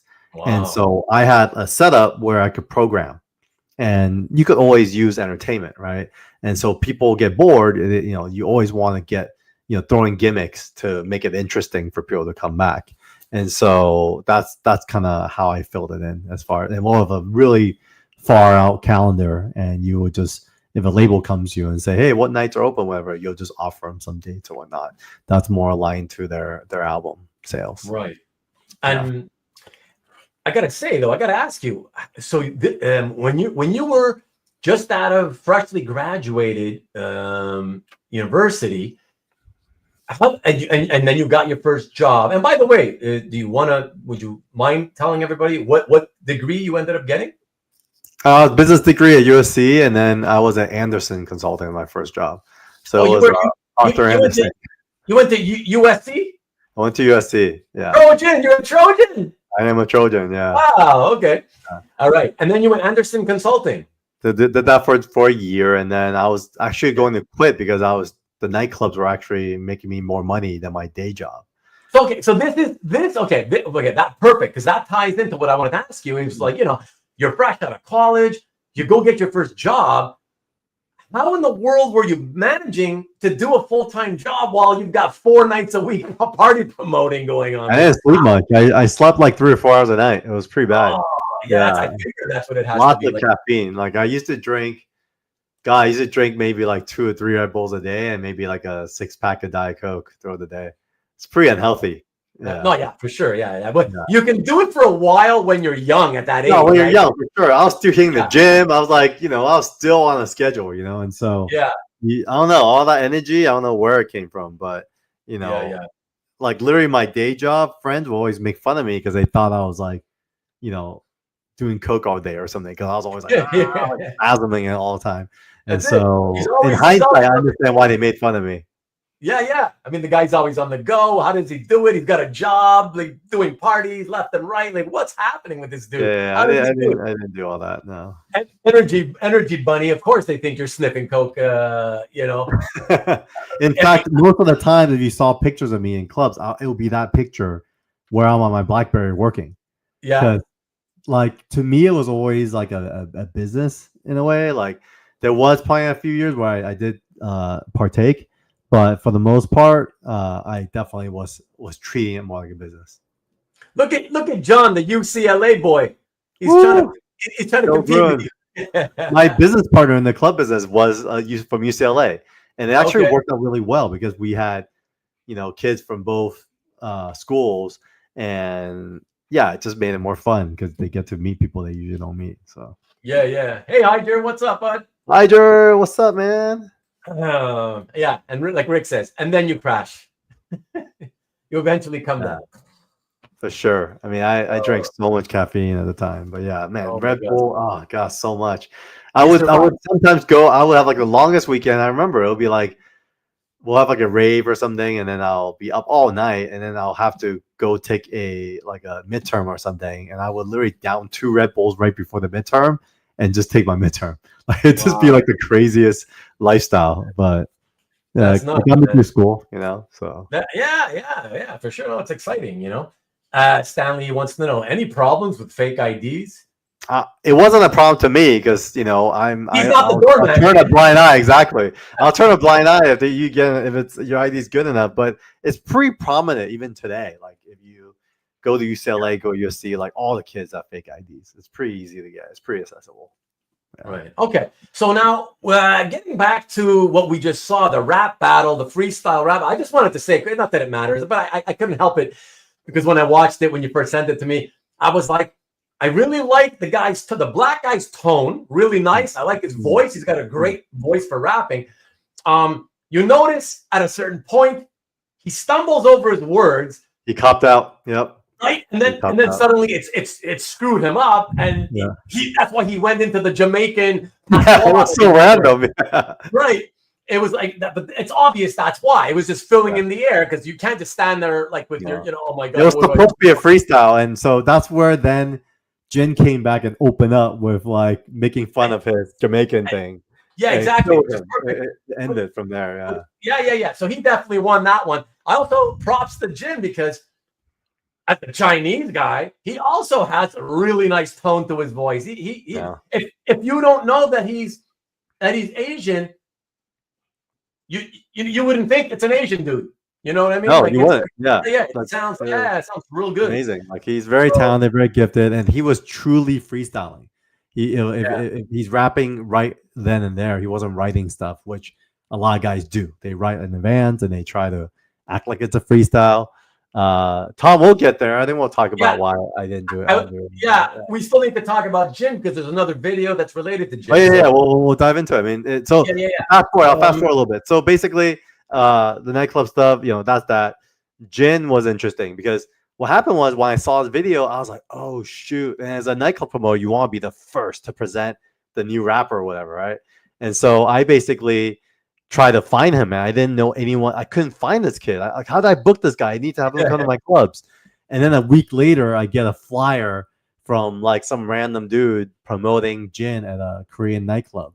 And I was like, damn it, some guy beat me to it. And it was a New York promoter that was up and coming, and he just happened to get a hold of Jin. And that's how you build your reputation, right? I'm going to present this new hot act. And so I was like, damn it, I have to go and check it out. So I went and attended because I was just truly a fan. And so I showed up. I was so into it because he was such a great rapper, great performer. I was jumping up and down. And basically, I was a club promoter, so I know you don't stay after a club. You always leave 15 minutes before it ends so you don't get in the club traffic. Yeah. So we basically left. And as we're driving off, I reached for my phone and it was gone. I had a Razor phone, a brand new Razor phone at the time.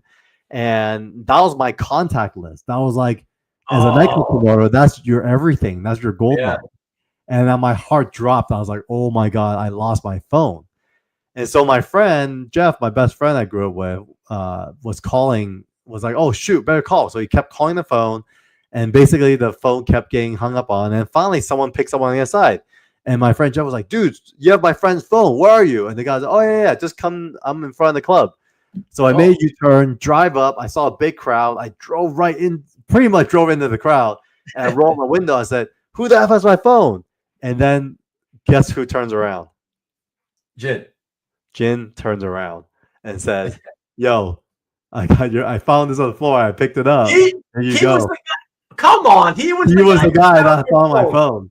Yeah. What? You can talk to him. He'll tell the same story. And I was like, what? And so I was like, yo, and that was a quick reaction where I said, yo, man, like, let me get your number, dude. He's like, yeah. And he puts in his number. Yeah. And then that's how I got in touch with him. And so, yeah, Razor was the ish back then. And so anyways, fast forward, him and I became friends. I started booking him in my clubs. I started touring him around my clubs.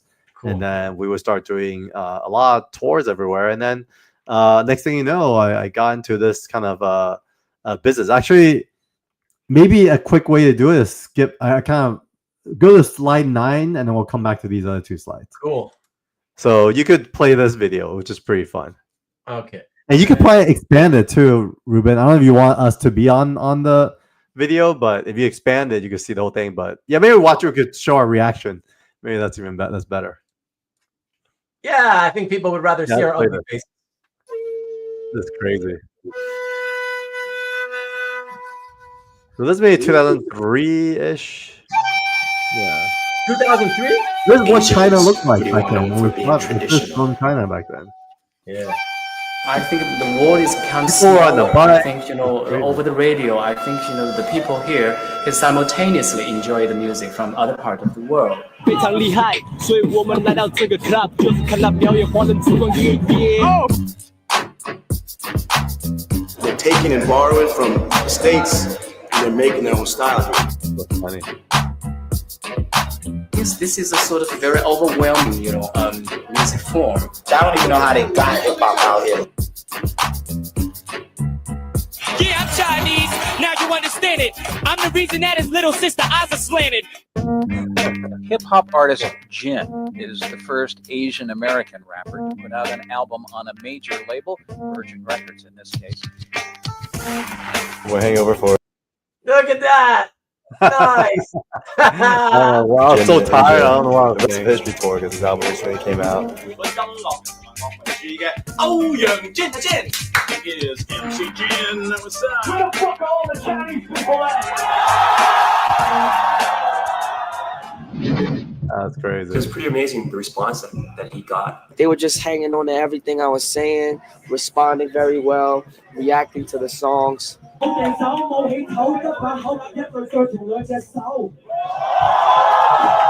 the guy just got the spark about him.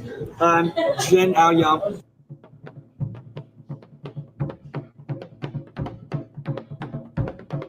I'm gonna stand like this because you like half my height.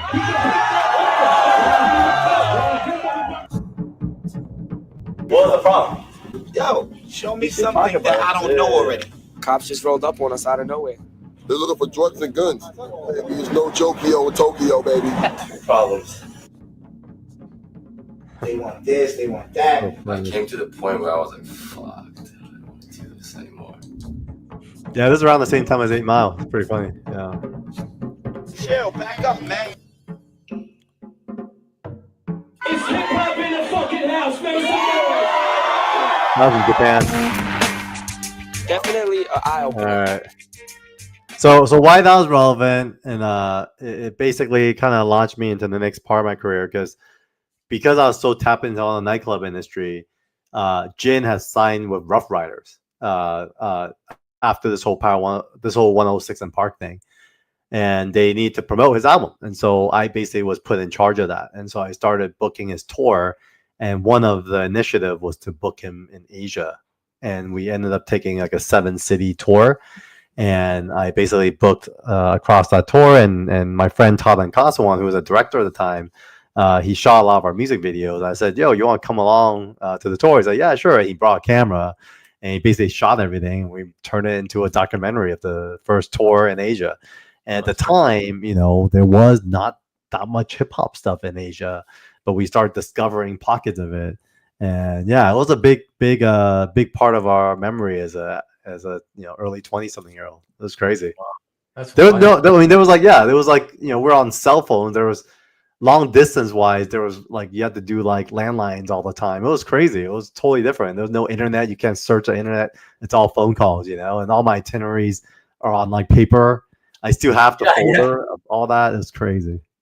Yeah. That's crazy. That is wild, man. Like, wow. And so you, as far as that goes, suddenly, you know, tagging along on tour with Jin, you were only there in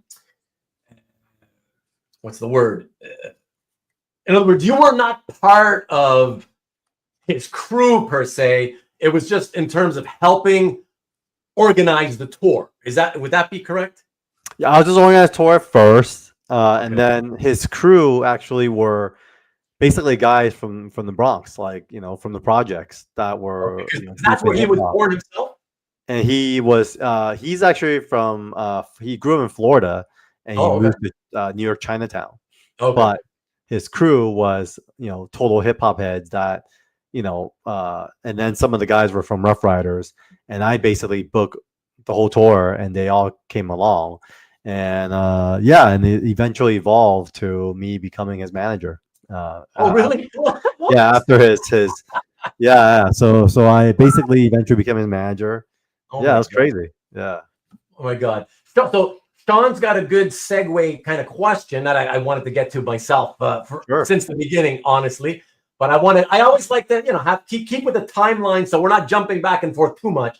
But I guess it's a good time as any. Were your parents supportive of your, I guess, career choices, let's say, like all this party? Like, what were they thinking?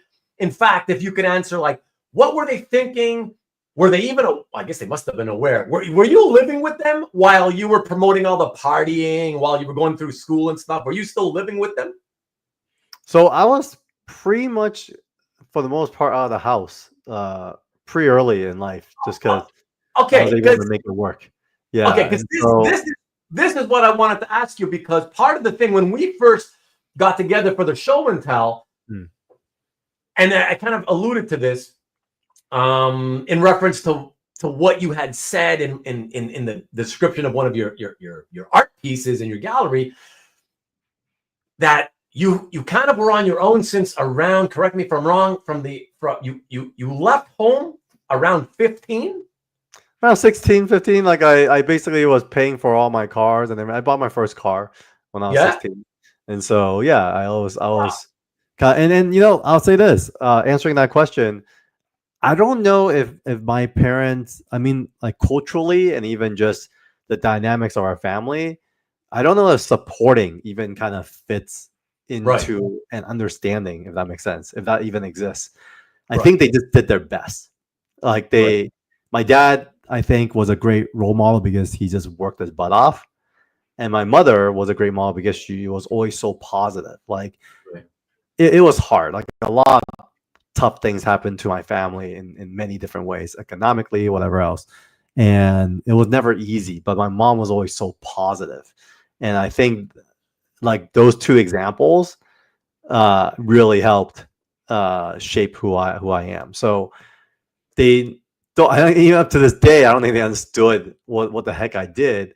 Yeah. But I remember my mom, sometimes I would invite her to some of the like pre-club events, like dinners and stuff I would host.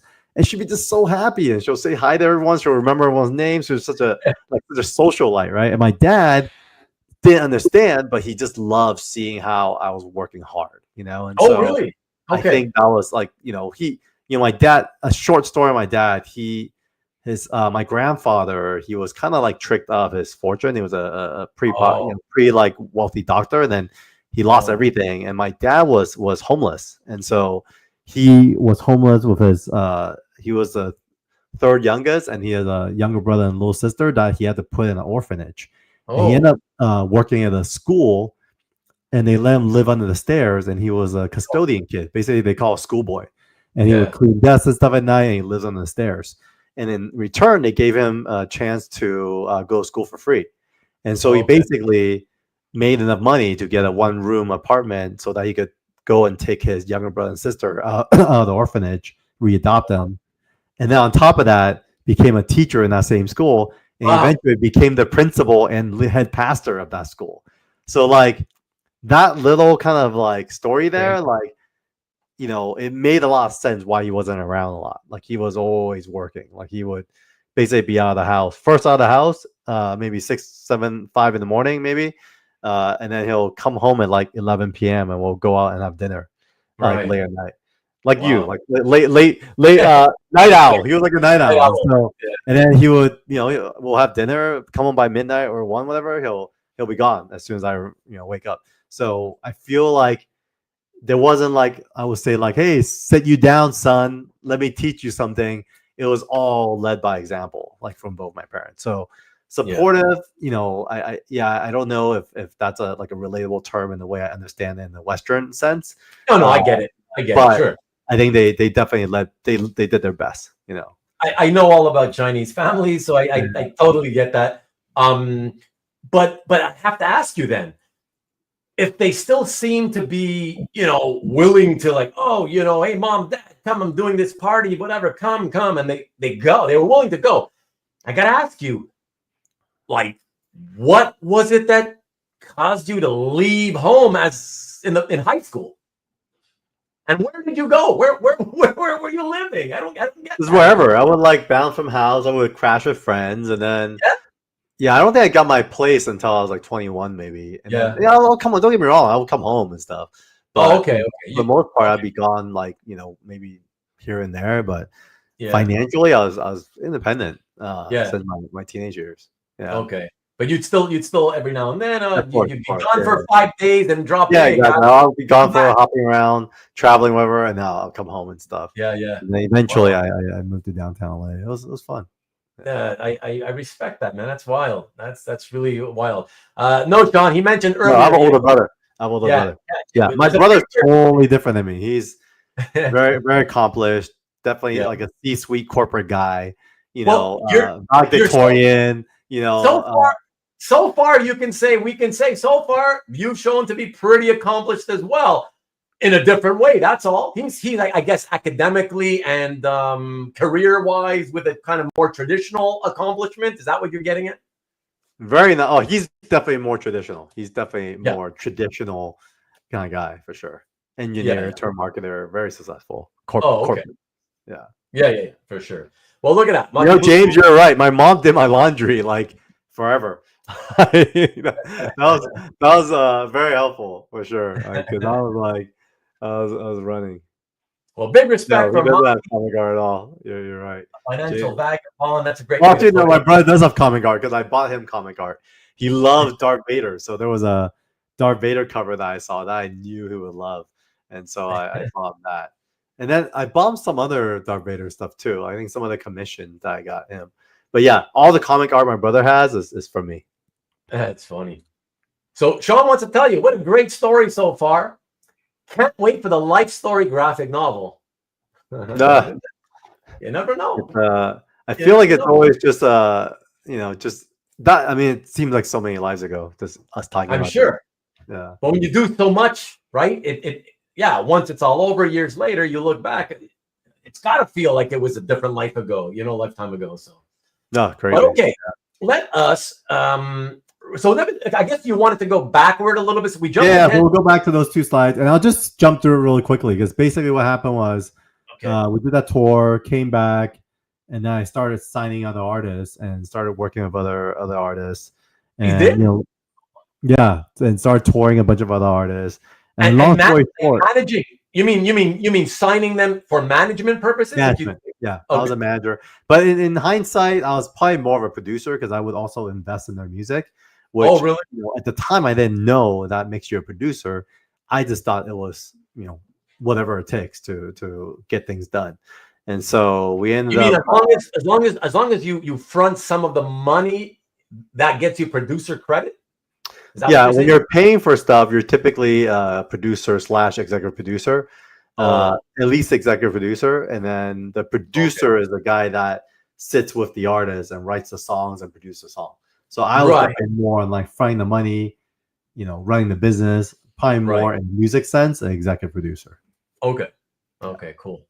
And would you say, just really quickly, not to segue, I don't want to get off track, but is that and I'm sure there's a lot of people watching now who also don't know the answer and have always wondered, is it the same in movies? You see the credits roll and you see 15 different producers and executive producers, and it's like, what do these guys do? What do all these guys do? They can't all possibly be creative. You know what I mean?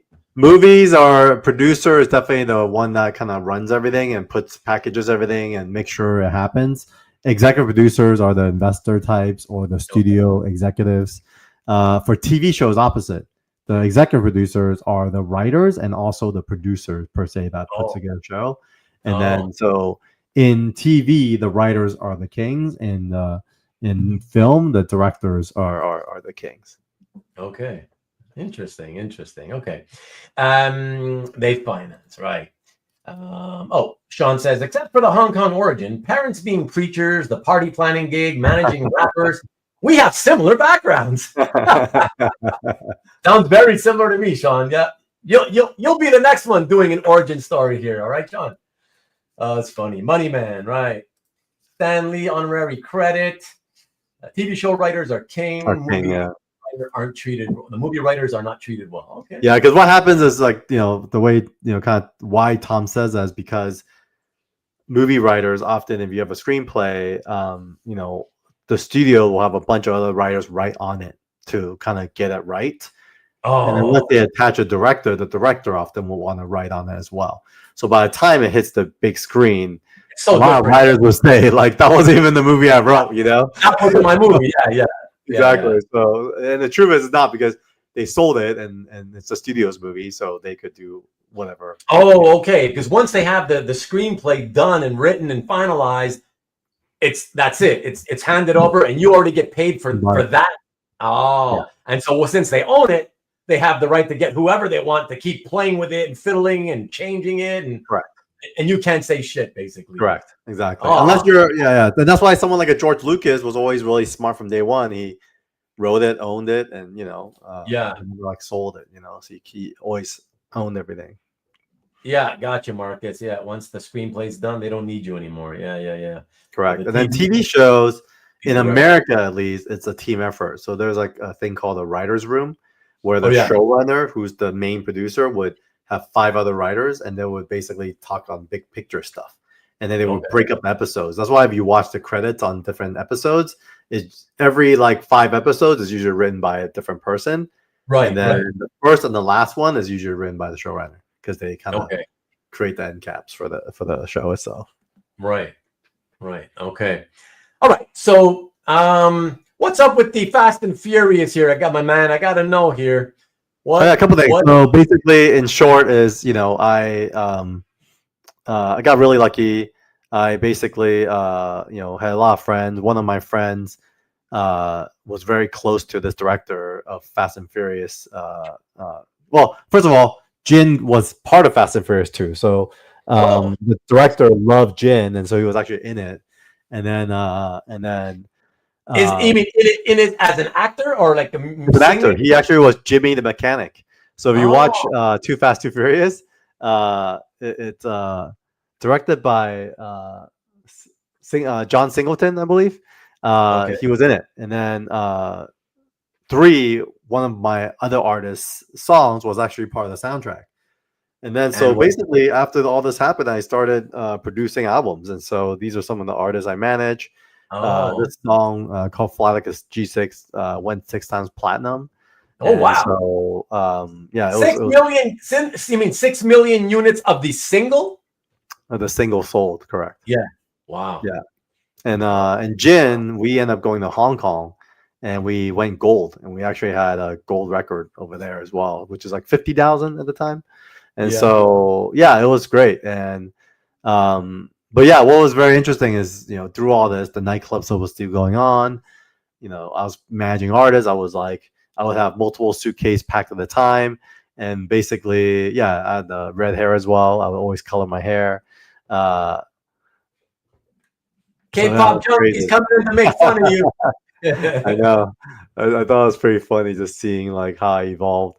But I thought another cool. Then maybe we could kind of fast forward a little bit, Ruben.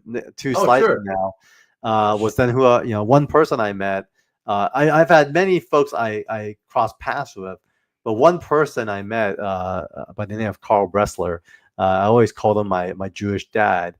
He had retired from Hollywood. He was an agent, and he had started this company called Montana Talent Agency, and he had sold the agency, and we ended up meeting at an event, and then it was really funny because we were both Carls, and he kind of took me on his wing and really gave me a premise of what Hollywood was like from an agent's perspective, and taught me a lot of the foundation of how the networking works, it's who that kind of stuff, a lot of foundation of just building your network.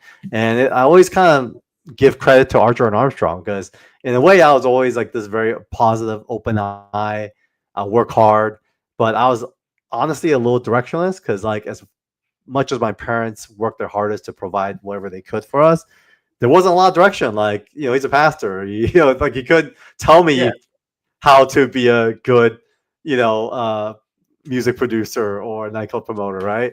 And so they did their best. And so through kind of this whole Fast and Furious interaction, why that was important was, my friend was very close to the director of that movie, who then afterwards directed this movie called Finishing the Game. And it's because he was a huge fan of Bruce Lee, he needed some help bringing people to set because extras are expensive, right?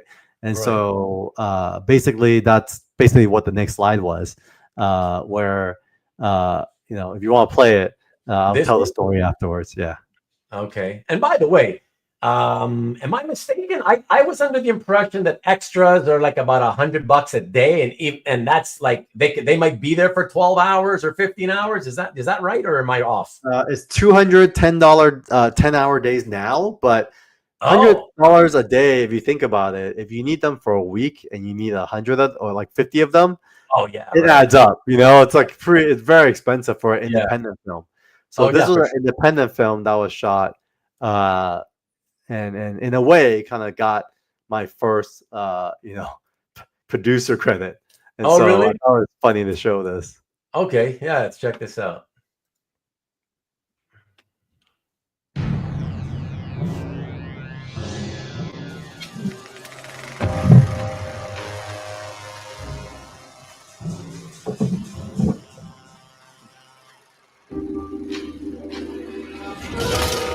So is someone gonna say like action or something like that? I feel like I personally owe it to Bruce to finish this picture. This was his passion project. This was his Gone with the Wind. On to the new Bruce Lee. I really don't know why people keep confusing me and Bruce. Cat wears a yellow jumpsuit on the big screen. I'm always wearing a blue one. He's Bruce Lee, I'm Breeze Lou. I'm here to be in my first Hollywood movie. Aim low, okay? I want to see the hardcore. I think it's one of those European films. I used to have me. Well, the reason he shot this movie was because when Bruce died, there was a film that was not finished, and they actually had to cast an extra to finish the film. And so the director was always curious what that process was like. So this was basically like a mockumentary on that process. Okay, cool. I was entrusted to play characters well beyond my age range and from various walks of life. That would be 1439. I admire Bruce Lee as a role model for the Asiatic community. Our people have been oppressed for far too long. But aren't you Caucasian? Okay, hello everyone. That's a lesson to when it comes to independent filmmaking, everyone's got to do their role, but I was the last one on set, and they said, we need more heads. And basically, they said, grab a wig and come on set. And the last wig, I swear, it was named Connie Chung on the wig. My God. And I said, all right, I'll just put it on and do it. And I think the director wanted to make sure I got some FaceTime, which was hilarious. But a lesson learned is don't go. You don't always have to participate because you might have to pay for it the rest of your life. And what my duties were really that time was to help get more extras. Right, I did kind of a shitty job, and I tried my best, but only about 25 or 30 people showed up, and I was promising 100 because I thought I was such a great nightlife promoter. Yeah. But what I didn't realize was just because you're a good nightlife promoter is not easy. It doesn't mean you could promote people giving up days of time showing up to a set to be in a movie. So that was a big lesson learned. And so I feel really bad even to this day where, there are only like 20 something people showed up, but at the end of the day, I tried my best. Right. And then I ended up going up myself, I jumped into. Yeah. You'll learn from your mistakes anyways. Those are great lessons to learn. Right. So it's all right. Before we continue it, just real quick, Sean says, did you have to join AFTRA? No. It was just such an indie movie. So I think it was shot non-union. So a lot of time when you shoot these like $1 million budget movies, like you really don't do union stuff. Yeah. Okay. Yeah, loving the feathered hair too. We can move on from this screenshot now. We can finish the trailer. I love it. Okay, let's continue. Everyone, I wanted to welcome you to the auditions for The Game of Death. This could be huge for my career. I'm talking leading yellow role with serious distribution. Camera. Well, he needs to be the silent, calm type You have offended me. with an inner strength. And you've offended my family. You seem happy about Yeah, it. Happy that they offended you. Here's what I'm thinking. A loud, intimidating type, like a hip Genghis Khan. You offended me. You offend my family. That's a funny one.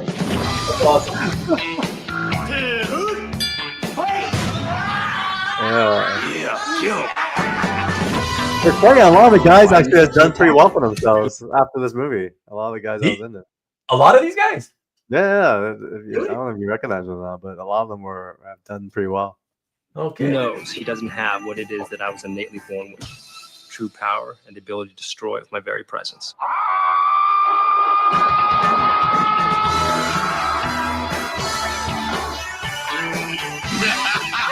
can't let you get away with this.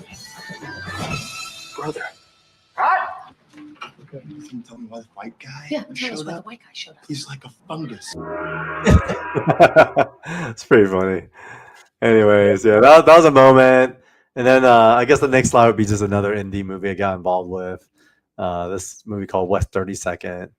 And and then after this I would say after this was a no slides between 12 and 13, so we could just talk about it. Yeah. But by the way, Carl, just to keep the timeline going. Yeah. Where are we now at this point? Like, what year are we talking about here now? So this was 2007 was when we basically, we went to Sundance with finishing the game, and the year after that we had West 32nd. It was cool, and so at this point I would say, I understand why I wasn't able to do a good job of even bringing the extras there because I was just doing too much. Because I was basically promoting nightlife.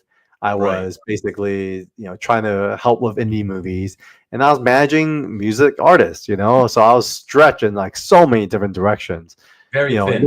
No amount of Red Bulls can get you, what you need. So, so we could kind of maybe just talk without the slides, and I could share a little bit about kind of why I left. And so, to be honest with you, it was I think from the outside, it was like the height of my career, I would say, where like 6 times platinum single, I was all these movies coming out, we had all this stuff, I had a DJ academy, all kinds of stuff, right? DJ, hold on. I love the way you like to gloss over certain things. You had a DJ academy? Was that what you were I was involved in way too many stuff. We had this company called DJcity.com, and we had a network of DJs, and we had a DJ record pool, and it was part of the ecosystem because we employed, let's just say we did 5 events a year, so we employed maybe 100 DJs a year. So the way record breaks in clubs is through DJs, and so we started this record pool where they would give us free records, and we would distribute them across the nation to 1,500 DJs. and they would pay us a subscription fee. And so that was another business that we got into. Eventually, we became the first digital DJ record pool, and I was just doing way too much, and but because I was doing so much, one of the things that I felt like was missing was a lot of the stuff that kind of called me to do all these things in the first place, which was the friendships and the community. I started feeling disconnected with people.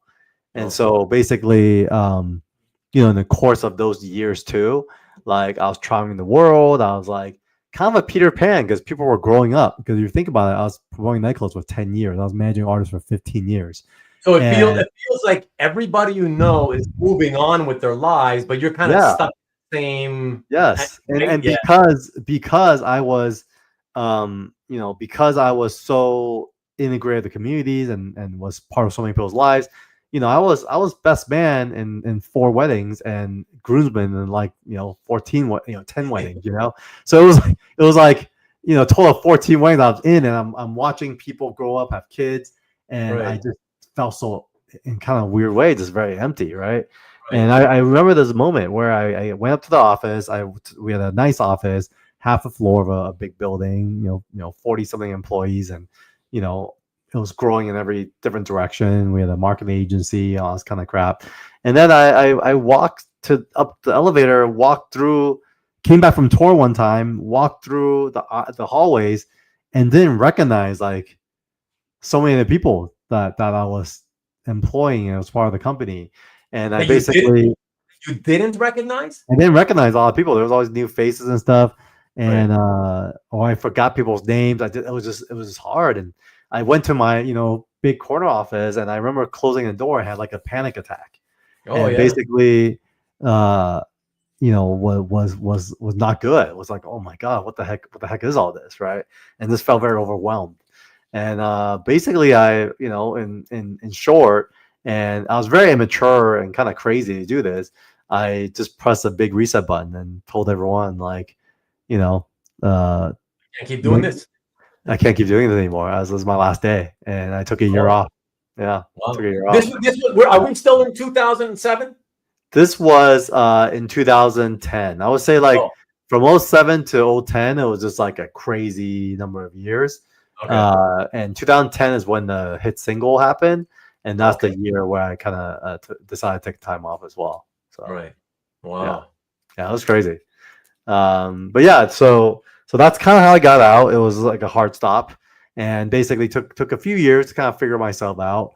And then I would say like from 2011 to 2014, I basically took my saving and said, all right, I want to do a restart. I want to do this artist management company. And that's kind of where this whole like great company era started, was because I actually took a month-long road trip starting from Vancouver, driving north through the Yukon territories, turned left into Alaska through Fairbanks, all the way to Delaney, back down to Anchorage, and basically drove for a month. And I remember parking in Vancouver when I parked the car, looking through a construction, like a retail construction. I looked in, there was like some light at the end, and I took a picture, and it was in the picture, it says great.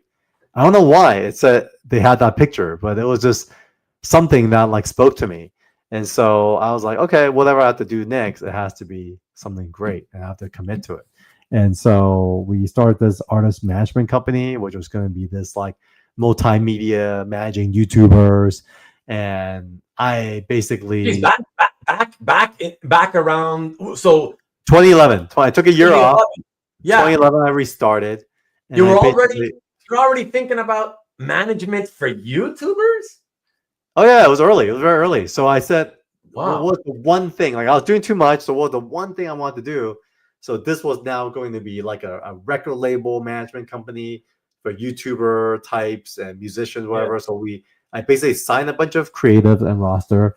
I built this recording studio and like 7,000 square foot artist warehouse and a co-working space, all this kind of stuff, and then put all my money into it, like everything into it. Yeah. Nothing worked. 3 years later, I was basically on the verge of bankruptcy. So by 2014, like I pretty much had nothing but just this warehouse that I had built out. And so it was a pretty tough year, but a very tough year. I mean, I can't even lie, because it was just in like hundreds of thousands of debt to try to pay things off. I was struggling to even pay my rent, mortgage, my mortgage, and then that year though, some of the best things happened to me. So during that year, I was just very like open palm, right? Kind of going back to faith. Was like, all right, like what do I have? I have this warehouse that I spent a lot of money on building a recording studio. Why wouldn't I just let the community, like what was the foundation of what made me in the first place? It was community. And so I basically opened up the space to communities. And so people start hosting events there. I started meeting people. Are we talking about the space where you had put in all the money into the recording studio? That space? That space, yeah. Okay. How big was this space, Carl? Like, is this like 7,000 square feet? 7,000. Wow. Yeah, in the downtown LA Arts District. What's that? Some kind of a warehouse location? Warehouse, yeah. Warehouse and this was downtown LA Arts District before it became Art District. Oh. There was no Art District yet. So this became kind of like, a lot of people say this, I don't know, but it was the precipice of the Arts District, a lot of creatives coming in, because what happened was it became like the event space for a lot of creatives to do their events, little concerts, whatever else, right? And I got to meet a lot of people. And so I think during that time, I was just saying, you know what? Like, I started my career by giving. So I'm going to restart my career by giving wherever I end up, right? And so because I had the space, I just would let people use it for free. And then in turn, if there's opportunities, great. If not, great. And it kind of started first with like Pepsi saying, wow, you have so many events here. I'm going to sponsor you guys. And they started paying to sponsor events. Yeah. They just, some rep from Pepsi just came and talked. Yeah, they attended an event and they were like, oh, what is this place? And I gave them a tour and the vision behind it. And then, oh, we would like to sponsor you guys. So we had like free Pepsi for all the events that happened there. And on top of it, they gave us a stipend. And then on top of that, they started hiring us to produce events for them, right? Wow. And so that was kind of like how I started. And then for a while, I just started becoming, because I came from nightclub world, it was easy for me to produce events. So I started producing events people in-house first, and then I started producing events for other people. And now this is kind of where my career really started shifting.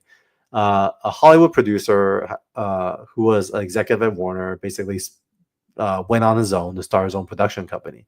And because he was kind of first starting out, he needed some help. So I started helping him producing some of his events. And what I didn't know, though, was the attendees were going to be his kind of triple A-list Hollywood writers and directors. And basically, I helped them produce these quarterly events sponsored by Microsoft. And then, he essentially became like someone I really looked up to and a teacher. So really learn the business from the ground up. And more like a mentor. Yeah, like a mentor. And like he was also very open about, opening up, whatever he was doing with me. And I also try to contribute as much as I can and bring value. And, we became very close. And, through kind of observing him and just saw like his work ethics and how honorable he is as a human being. And on top of that, also have a great balance of family. Like he always took 3 months off summer to be with his family every year, even though he was so busy. But he also worked so hard and he also cared so much about people. I was like, oh man, like, I always kind of work for myself, but this was like a role model that I just never had, right? And so I was like, okay, like this is like what I want to learn to be. And so I basically started structuring my life, trying to spend as much time with him as possible and supporting as much as possible. And then at the same time, I had to make dues. So I started producing events for everybody. And we could then kind of also in 2014, the other, probably the most important person I met. So there was this producer, and then also the other person is my wife, because one of the things I did was there was this pastor who had written a book and he wanted to create a music video. And I said, all right, I'll help you. And then we basically helped him write a song, record a song, and shot a music video. And at the end of that day, and that music video was promote a book called You and Me Forever. And at the time, like, I was broke, I was very not confident. And you know, you were still broke, even though people started coming like Pepsi and started using the so space. broke. I was break even. There's no business there. And dating was the last thing on my mind. Like, and especially that year, I'd given up because the years before that, I was trying to do online dating and stuff, but it just never worked. But this book, You and Me Forever, really spoke to me because it was a book that was written about relationships where he wrote one chapter and his wife would write the same chapter from her perspective. And the biggest lesson learned was relationships isn't about this, it's about this. It's about sharing a vision and running together. It was not about looking at each other because and often that's kind of what we're into, right? Relationships, like, and often like no one's perfect, but it's all about this, right? And so July 15, 2014, we finished the music video. Those guys want Korean barbecue. At the time, I was running a lot, so I didn't eat meat. So I said, yeah, you guys go ahead, grab some meat. Go, I'll meet you guys afterwards. They text me like, dude, just come and hang out. We just sat down. So I sat down. I looked up and I saw the most beautiful woman I've ever seen in my life. We locked eyes for a second, and basically, my heart skipped a beat, and I basically halfway through dinner got up and went to go look for her, and then she wasn't there. She was gone. And I came back to the table, and I was like, "Damn it! I screwed up. I shouldn't have waited so long." But she was part of the crew of people that had been there, right? No, she was gone. She was gone. I couldn't find her, and so I was like, "Damn!" And so dinner was over. We're about to leave. As I'm leaving, my friends, Sanjay, what's up? My friends were like, "Oh, you gotta meet the owner." And basically, my wife shows up with her waiters and brought us dessert. And so I was like, "Oh!" I saw her, and I got so nervous. And basically, I blacked out. I totally blacked. The next thing I remember was me driving home. Yeah. And my friend in the car was like, "What's wrong with you, man?" And if you were to ask my wife what happened, she said basically, I asked her a question. She looked up the answer, and when she looked, I was gone, and I walked out the door. And so I was just so nervous. I don't know what happened. So that night, I was like, "Dude, I'm so stupid. What the heck I was doing?" I got home. I went on Facebook. I basically looked up. I went to my friend who's a mutual friend. I went down her like a friend list. Proper stalker. I went from A, B, C, D, and I heard the name Min. I was like, "Is it Min?" And I went to M, and I saw her. I was like, "Oh my, I think that's her." So I clicked her, and I added a friend, and we had like 147 friends in common. I was like, 147 friends in common. That's crazy. And it was my best friend from high school, all my college friends, all my parties. I was like, "What the heck?" And I messaged her and I said, "Hey, thanks for feeding us." And then she responded right away. She said, "Oh, okay." And we basically chatted every day since. And it turns out like all my friends, both our friends thought we knew each other and said we've been at the same events multiple times. But we never met. Like we never met. And so what was even crazier, she was standing one person away from me when I attended that first time Jin concert where I lost my phone. She was there too. Yeah. Like 2 person away from me because she went with one of my other friends to attend. So it's crazy. So wild. So anyways, that happened, and I proposed to her a year and a half later, and wow. I shared a little poster that my cousin, the same cousin that got me into comics, he ended up becoming a artist for George Lucas. So he was one of the 5 George Lucas artists that worked on like Rogue One. I think he got an award for Rogue One. And he became a concept artist. So he works in the industry. And for our wedding, this was our wedding present. He drew this for us. And that was super cool. So when you came to our wedding, this was the big wooden board kind of poster that welcomed you to our wedding. Wow. That's really cool. And it reminds me of the famous old picture from the 1930s of those construction guys. That's what is that what it's based on? No, it's a Mickey poster. It's a Disney poster where it's Mickey and Minnie. And because my wife's name is Min, a lot of people call her Minnie. Oh, okay. Wow. So that was one of the best moments of my life. So August 6, 2016 was when we got married. Year and a half years later. 2016? Mm-hmm. Yeah, okay. Yeah, I proposed New Year's Eve of 2015 and we got married. Okay. August 7, 2016. No Korean barbecue. We did sushi. Yeah.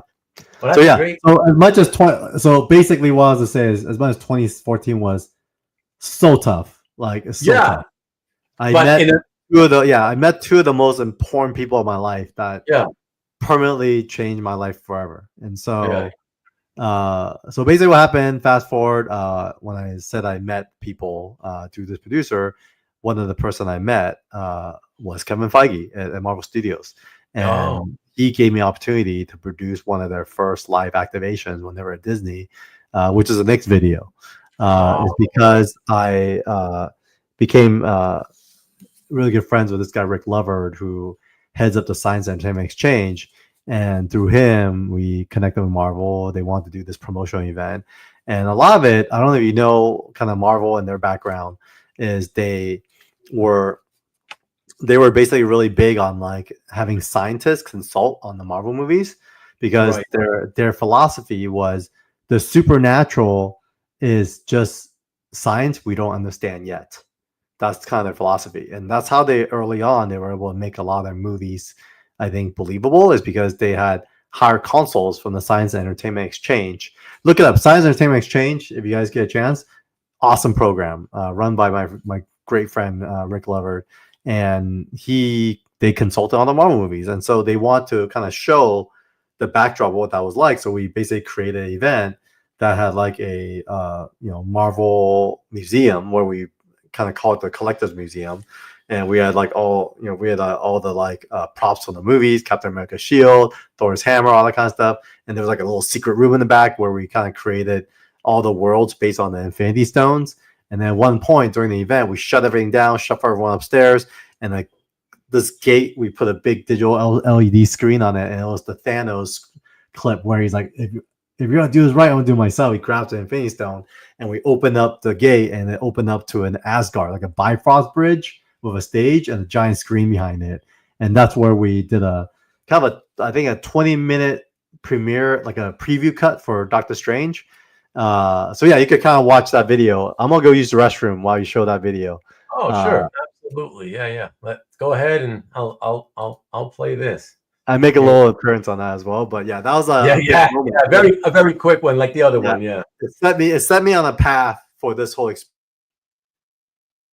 Sounds good. All right, let's do this. Check it out, everybody.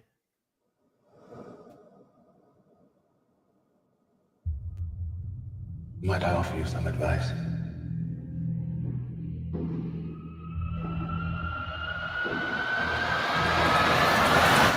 Forget everything that you think you know.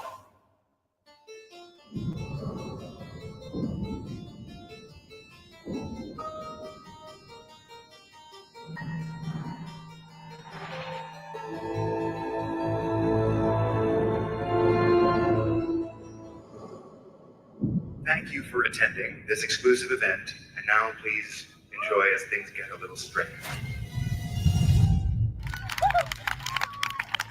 Welcome once again to the Science. There he is, everybody. There he is.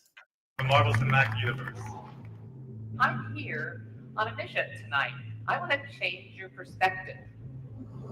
You have to rethink what you mean by here and now. So the issue here is about consciousness, the nature of consciousness. Our ambit in general tonight is to talk about the science of the Marvel Universe.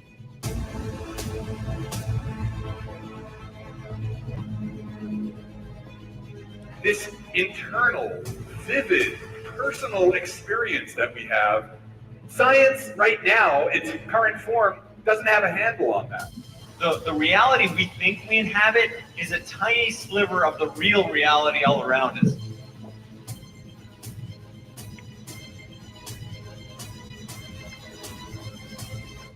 At Marvel, we always have 1 foot in kind of grounded, somewhat believable science, and 1 foot in the fantastical.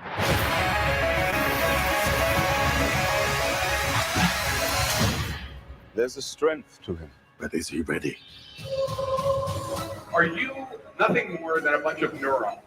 And are those neurons really nothing more than a bunch of atoms?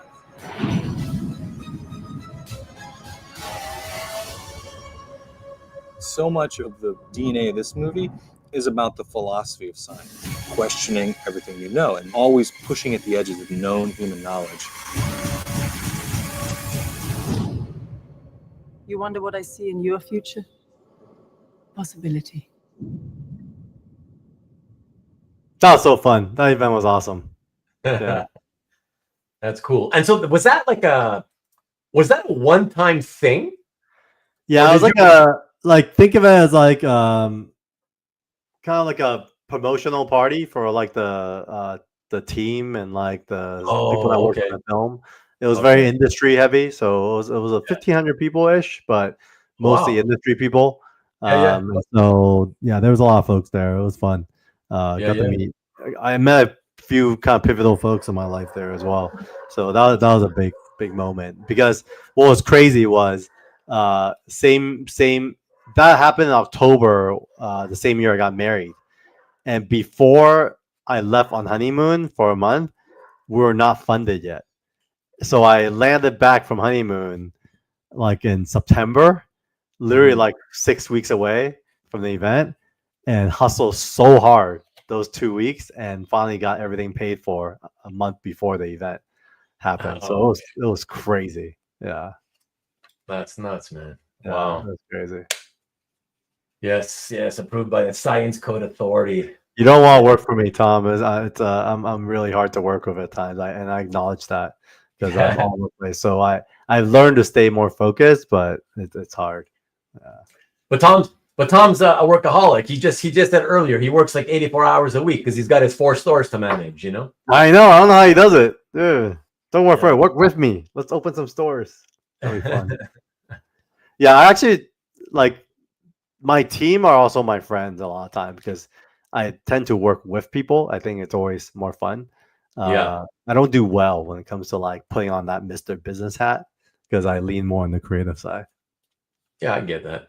Yeah, I get that. All right, what else? Well, I mean, if you want to kind of talk more about the great company, it basically became an events experiential agency, and we started producing for like Wizards of the Coast, started working with like I think we do a Skybound thing at San Diego Comic-Con. We basically start working with, after Marvel, like all the comic book companies want to work with us.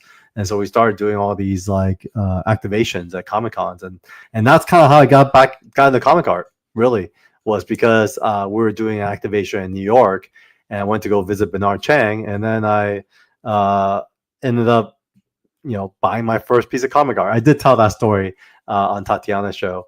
But basically that's what happened. Like that's save it. Don't ruin her. Let her have save it. Yeah. I did a very short version, but basically that's what happened, and I started kind of collecting art from there. So okay. Yeah. And so what? 2016, you say? This 2017 New York Comic Con. 17 New York. Okay. Yeah.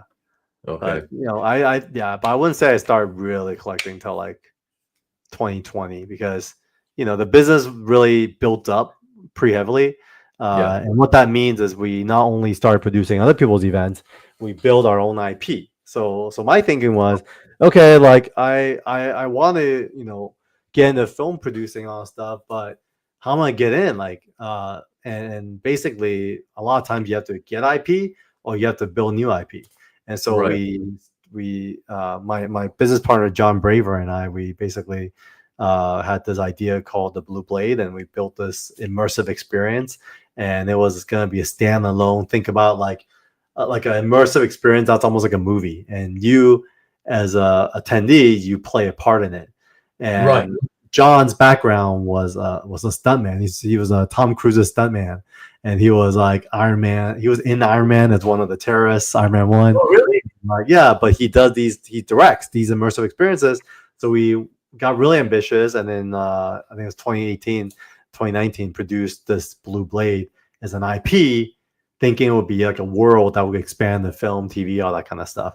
So if we want to show the trailer, I could basically share about how I transitioned, because it was a really high moment for us to do this Blue Blade, because we dropped tickets on July 4th that year, and we sold out all tickets within like 6 days. It was crazy. And so we're like, yes, we made money. Like, it was cute. It was a year-round kind of activation. But even though we made a lot of money that in fall, we pretty much lost all our money in spring. And Oh, really? Yeah. Oh. But what was good that came out of that was this guy who attended the show fell in love with it, and he was about to open this place called Area 15 in Las Vegas, and it was basically like a amusement park that's like a micro amusement park, and he wanted to give us like a permanent install in there. Now we negotiate the lease through 2019, and then we're going to bring this Blue Blade to Area 15 in 2020, and so we finished negotiating in February and was about to sign a lease in March, and we all kind of know what happened there, and that's kind of how I got out of that business. COVID-19, folks. For those who don't forget, for those who are want to forget the past very easily. Yeah. That's wild. Well, yeah. So the this project, everyone that Carl is speaking of, the Blue Blade.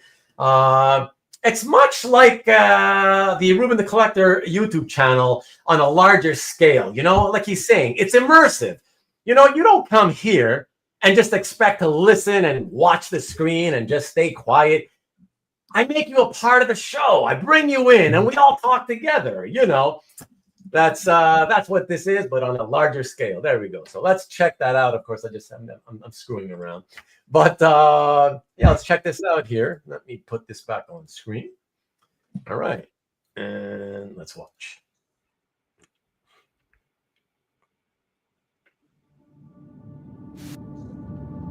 I like the logo, Carl.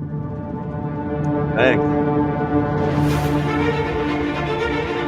Blue Blade is a mix of Raiders of the Lost Ark meets time travel. Raiders has love, mystery, sci-fi, horror, all that. So this encompasses everything that I love. This professor, Evelyn Lowell, went missing. She was a member of this society called the Safeguard Society. And she stole this item called the Blue Blade, which can cut through the fabric of space and time. So she's disappeared. And we, as the audience, the initiates, have been tasked to sort of track her down and track down the blade. If you've never been to a show before, this is something that will blow your mind. It is an interactive play. You are partaking in the story. You are moving through the entire venue. We've created incredible sequences in this one, where you're moving through different time periods as the story unfolds. I play Stanfeld Voight, Nazi double agent who's pretending to be American. Working with the actors is the best part of this whole experience. Delusion has, hands down, the best interactive theater actors you can find. Not just actors you can find. The audience, they give you something different with every single show, so you have to adapt. They are evolving these characters and evolving these stories in ways I could never imagine. Every actor has their version of the character. There are several actors playing each of the roles, and I can't do Stanfeld like any of these other actors, and they can't do it like I can do it. We asked the audience what year they're from, what year they got their assignment. What we've kind of started to play with is maybe the reason that we're asking is so that we can go back to that time to get the blade from them. Which is kind of cool because it's not really written, it's not really defined, but it's fun for us to play with. It's all part of this incredible process of having them own this character and own the space and own the story. Before John and I came together, I think one of the things that I always loved was the worlds that was created within these venues, where it might give you a little preview when you first see it, but when you walk in, it's unbelievable. The set design was created by Kevin Williams. He really realizes the vision of the show. My favorite thing about Delusion, they all go back to the production design. Watching it go from the concept phase to getting the location, to doing the walkthrough of the show, to getting the first script, seeing what it's going to look like, and then the auditions, and then putting it together. So when the audience comes through and they just are blown away, it never gets old. The feeling of what we did is worth it. Transforming everything from paper and just creating that world where people can actually come in and lose themselves for a good, like maybe hour and a half. Just wow. Is an insane project, and I can't believe it actually happened, and I can't believe we ran for 70 nights, had over 8,500 people, had over 1,000 performances of the show. In the type of show it is, you're running, crawling, hiding. It's incredible that we were able to actually pull this off. There's nothing like it. There's absolutely nothing like it. this is still a very new form of art. And I think as it grows, we want to be able to welcome people into new worlds that they've never seen before. In everyday life, you don't get to come across adventures like this. And so for us, in a way, it's almost like creating superheroes. Always has nice hair. The characters that attend these shows. One of the most important things for me personally is to try to retain childlike wonder and imagination. And these kind of experiences really bring it out. I see people who come in very stiff and they leave with wide-eyed, open mouths. And it's so much fun to hear people's stories. And it lasts. It lasts for a long time.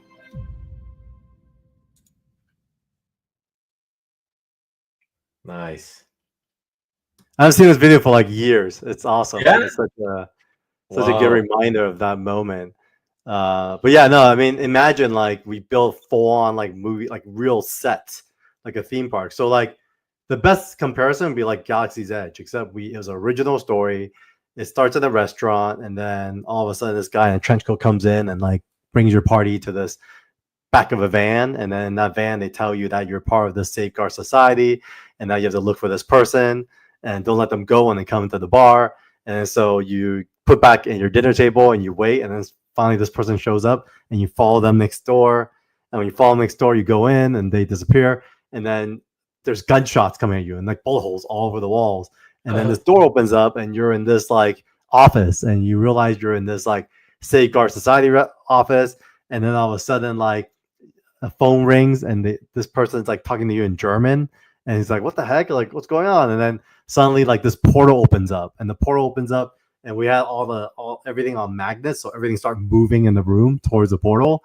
And then you have to go through the portal, and then you ended up in basically in the middle of World War II in a campfire surrounded by Nazi soldiers, and they're speaking German to you, and they're like shocked that you popped up and then you basically go through this adventure, and you keep going through back in time searching for this blue blade which cuts through the fabric of space and time, and you end up in this Mayan jungle. And in this jungle you have to go through this temple like Indiana Jones style, swing across a vine on the river, go through caves.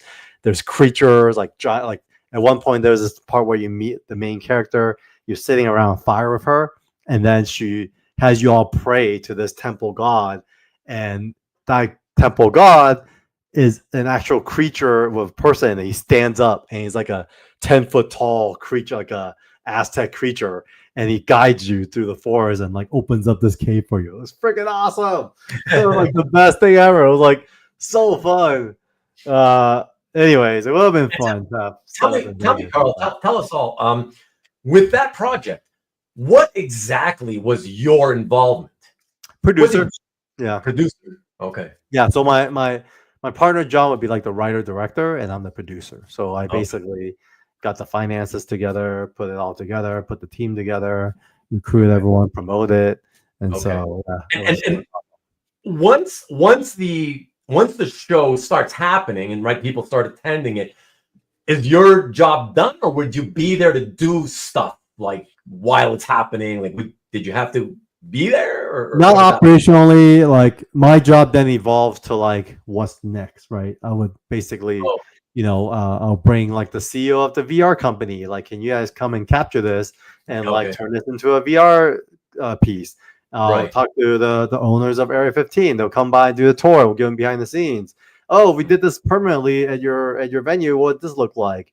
I'll bring sponsors by. Hey, like we need drink sponsors for this event, whatever. Yeah. So I become more of like business development.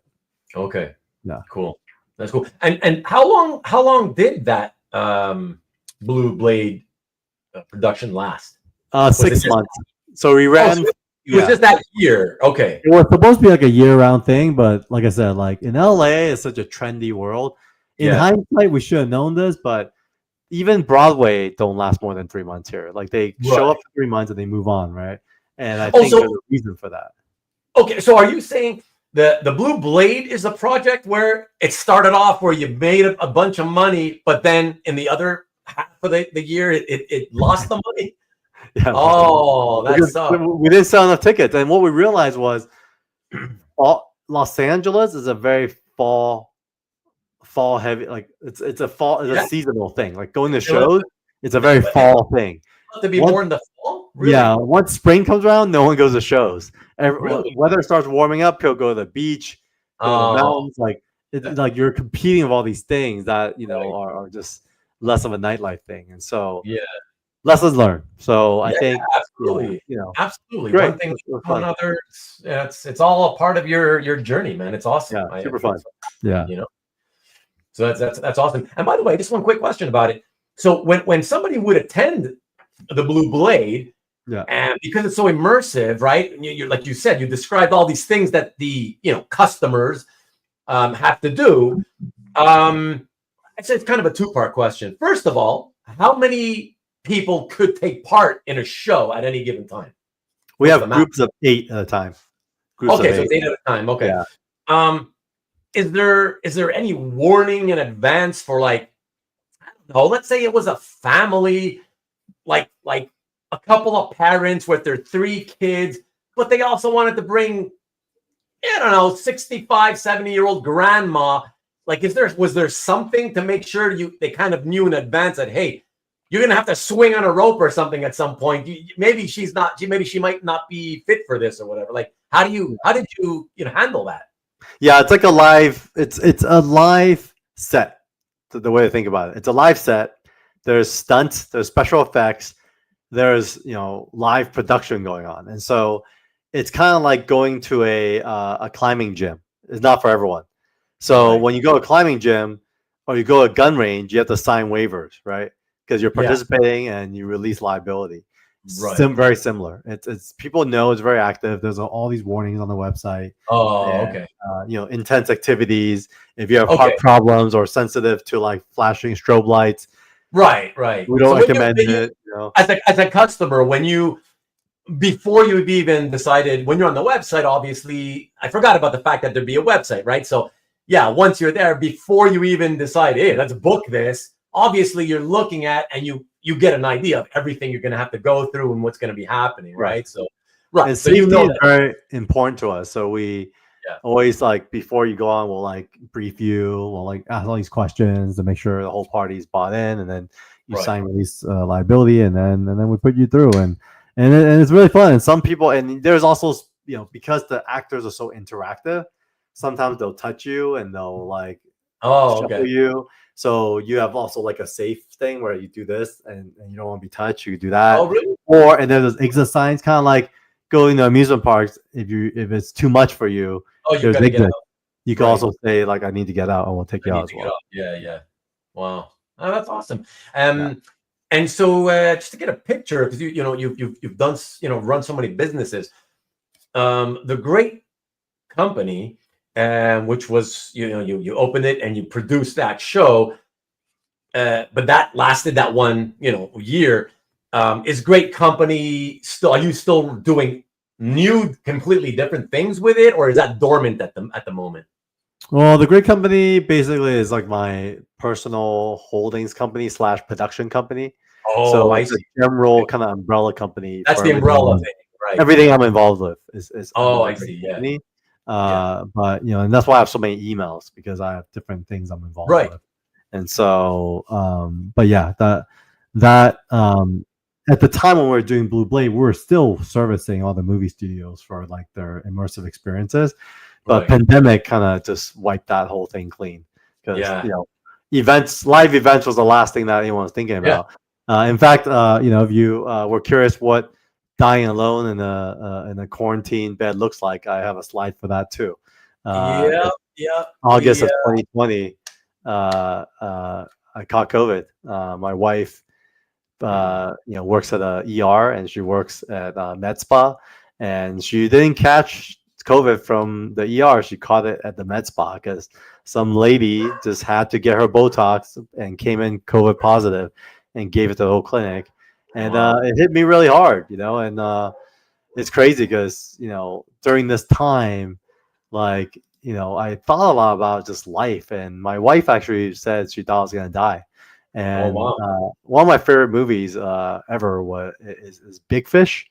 And I remember during this time in bed, I thought a lot about all the people that I got to meet in my journeys. And it was really cool. And I felt very satisfied. And in the weirdest way, I was very satisfied with life, the life I've led. It was really You were like you were like almost like you're so sick that you start taking account of your life and all the things you've done.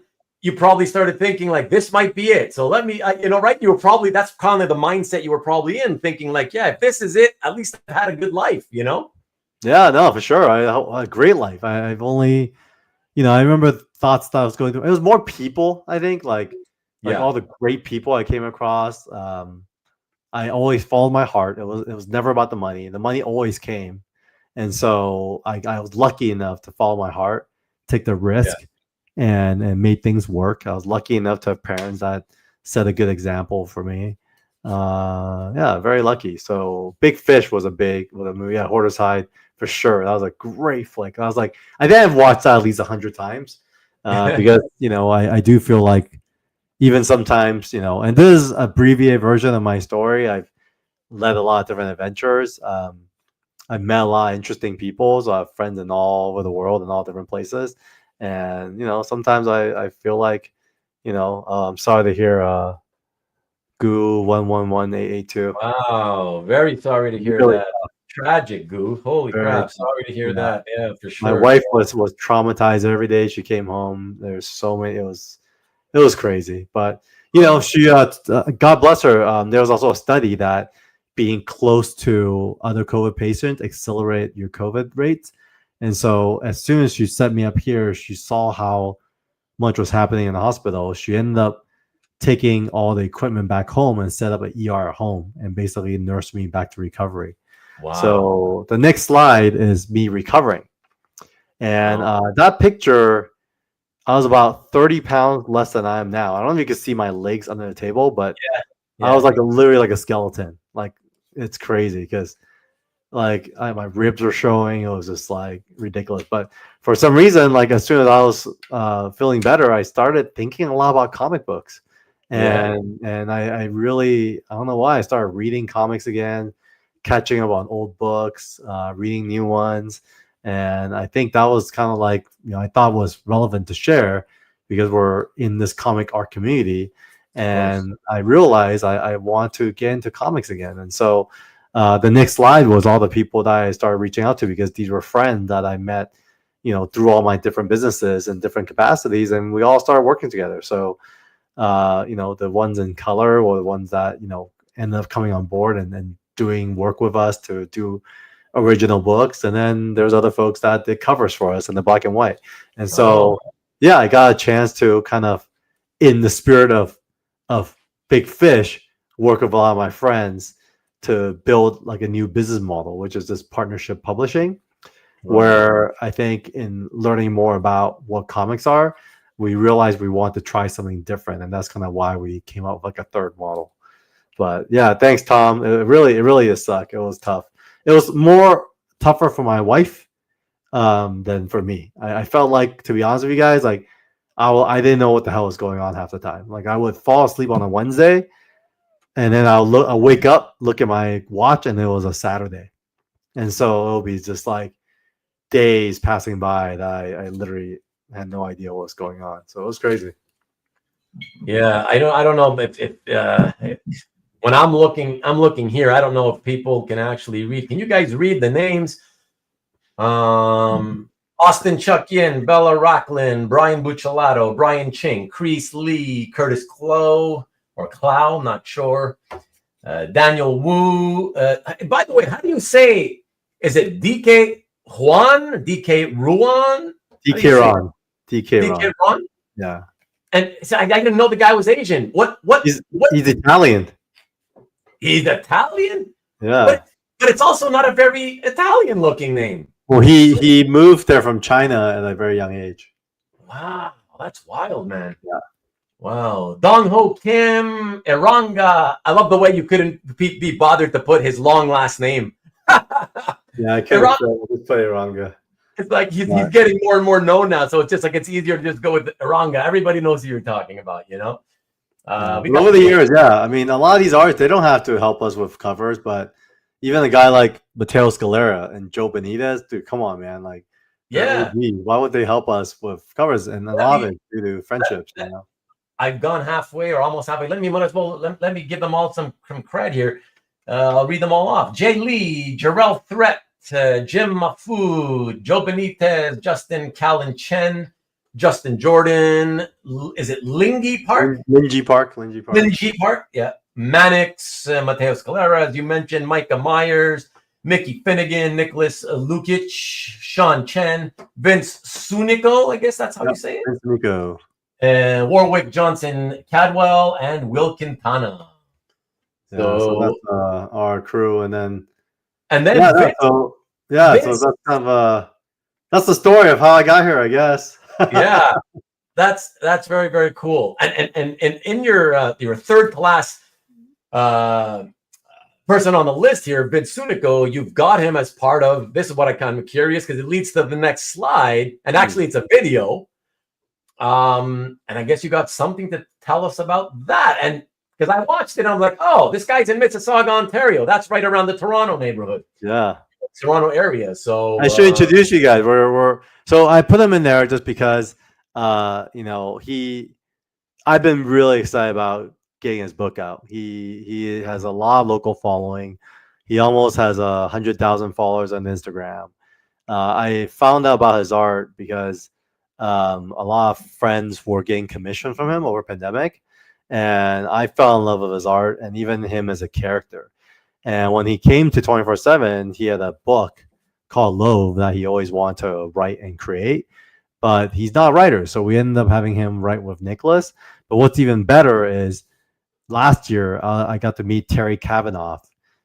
Terry Kavanaugh was the editor for Marvel Comic Presents for many years. Yeah, he put Barry Windsor Smith on Weapon X. He put Jay Lee on Namor. He put Alan Davis on Excalibur. He put Stephen Platt on Moon Knight. And I introduced him and Vince, and he said Vince has something really special here. I would love to work with him. I was like, really?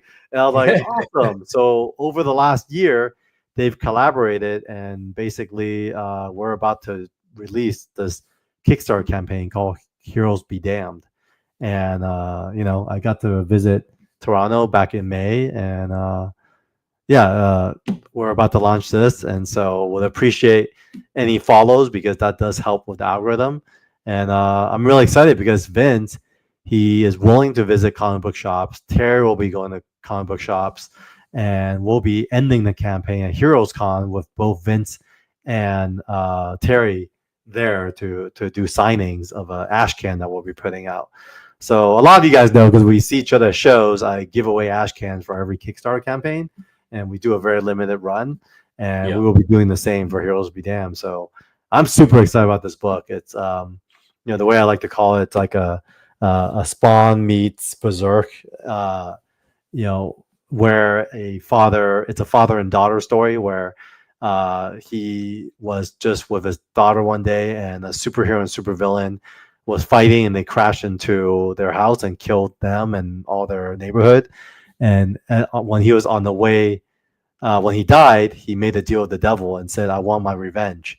And so the devil says, sure, I'll bring you back, and basically made him a pawn. But he brought him back 50 years later in modern day 90s, where now the superheroes and villains are like pop culture icons. They have an amusement park, kind of think like The Boys.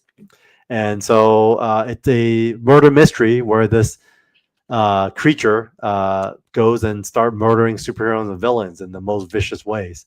And you're following the perspective of a female superhero girl in training, and she's telling the story and following this character. And it's really beautiful, very heartwarming, great art. And so, hopefully you guys can support. It's our 4th Kickstarter now. And so, it's a journey that we're going down, and very happy that we've already had 100+ followers. We've only, soft launched it a week ago. Cool. And speaking of followers, Carl, I got to tell you, because I remember, when you first hung out with me for the show and tell a couple of months back, you were talking about, you told everybody to do the same thing at that time for another project, the Bladesmith project, exactly. And you were saying, just at least follow because it helps. Well, I got to tell you. So when I went to do it, for me, at least, I don't know if it's my browser or what, but I could not even find the button that you were telling everybody to click. Weird. Yeah. So it says notify me on launch, basically. Really? Yeah. Okay, So you Click notify me on launch, and you'll have to sign in your Kickstarter account, and then it'll register it. Okay. Yeah. Okay. So try that. No, I appreciate it. Just follow. You don't need to back it. Basically, the more followers when we launch, just the better. It puts us on the radar. So Yeah, I really appreciate you guys. Thanks, Hydra. Have a good night. Hydra, man. thanks for tuning in, man. I mean, not much more. I mean, you have any other questions, Ruben? I mean, I literally dumped my life on you, so Yeah. I appreciate the time and Well, the interest. I appreciate that a lot. Well, no, but first of all, did you want to show the Vince Sunico's video? Yeah, it literally does a tour of Gotham Central. So, okay, so it's because I noticed that. It's awesome, by the way. It's my first time there, and I couldn't believe how big this place is. You know? Yeah, that's what I was shocked. I was like, why haven't I heard? Because look, Duke Fleet, #1 Gru fan.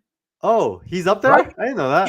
He lives out there in Mississauga in the same city. Damn so it, I should have hit him up. Oh my Yeah. god, I didn't know that. No. Yeah, man.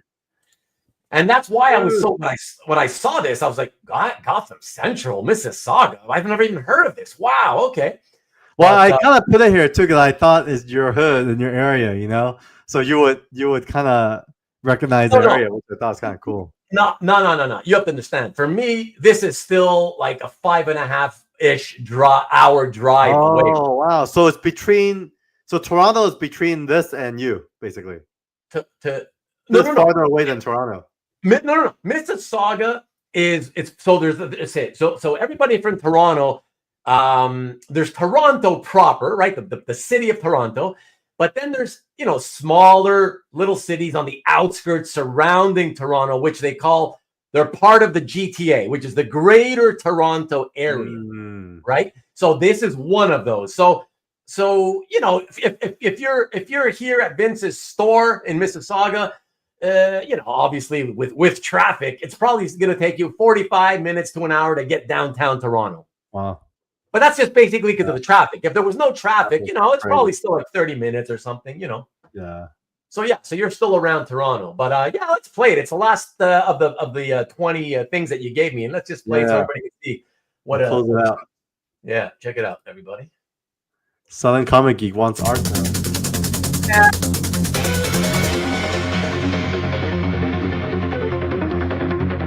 What's going on, guys? I'm Vince, and I'm here at Gotham Central, here in Mississauga, Ontario. That's actually one of the bigger spots, I guess, for any comic book fan to check Thanks, out. Art. So, here in the neighborhood, check it out. Let's go.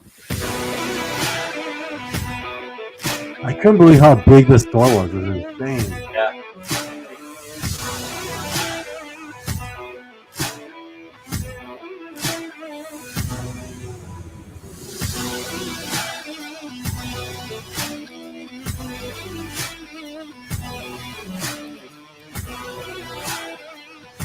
There's everything there.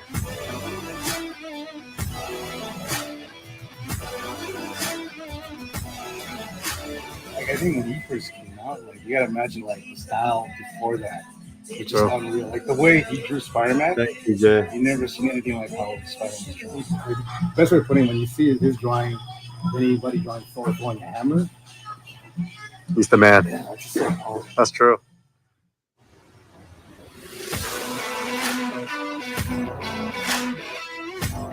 I wish a store like that would exist in Los Angeles. Like freaking hostile for comics.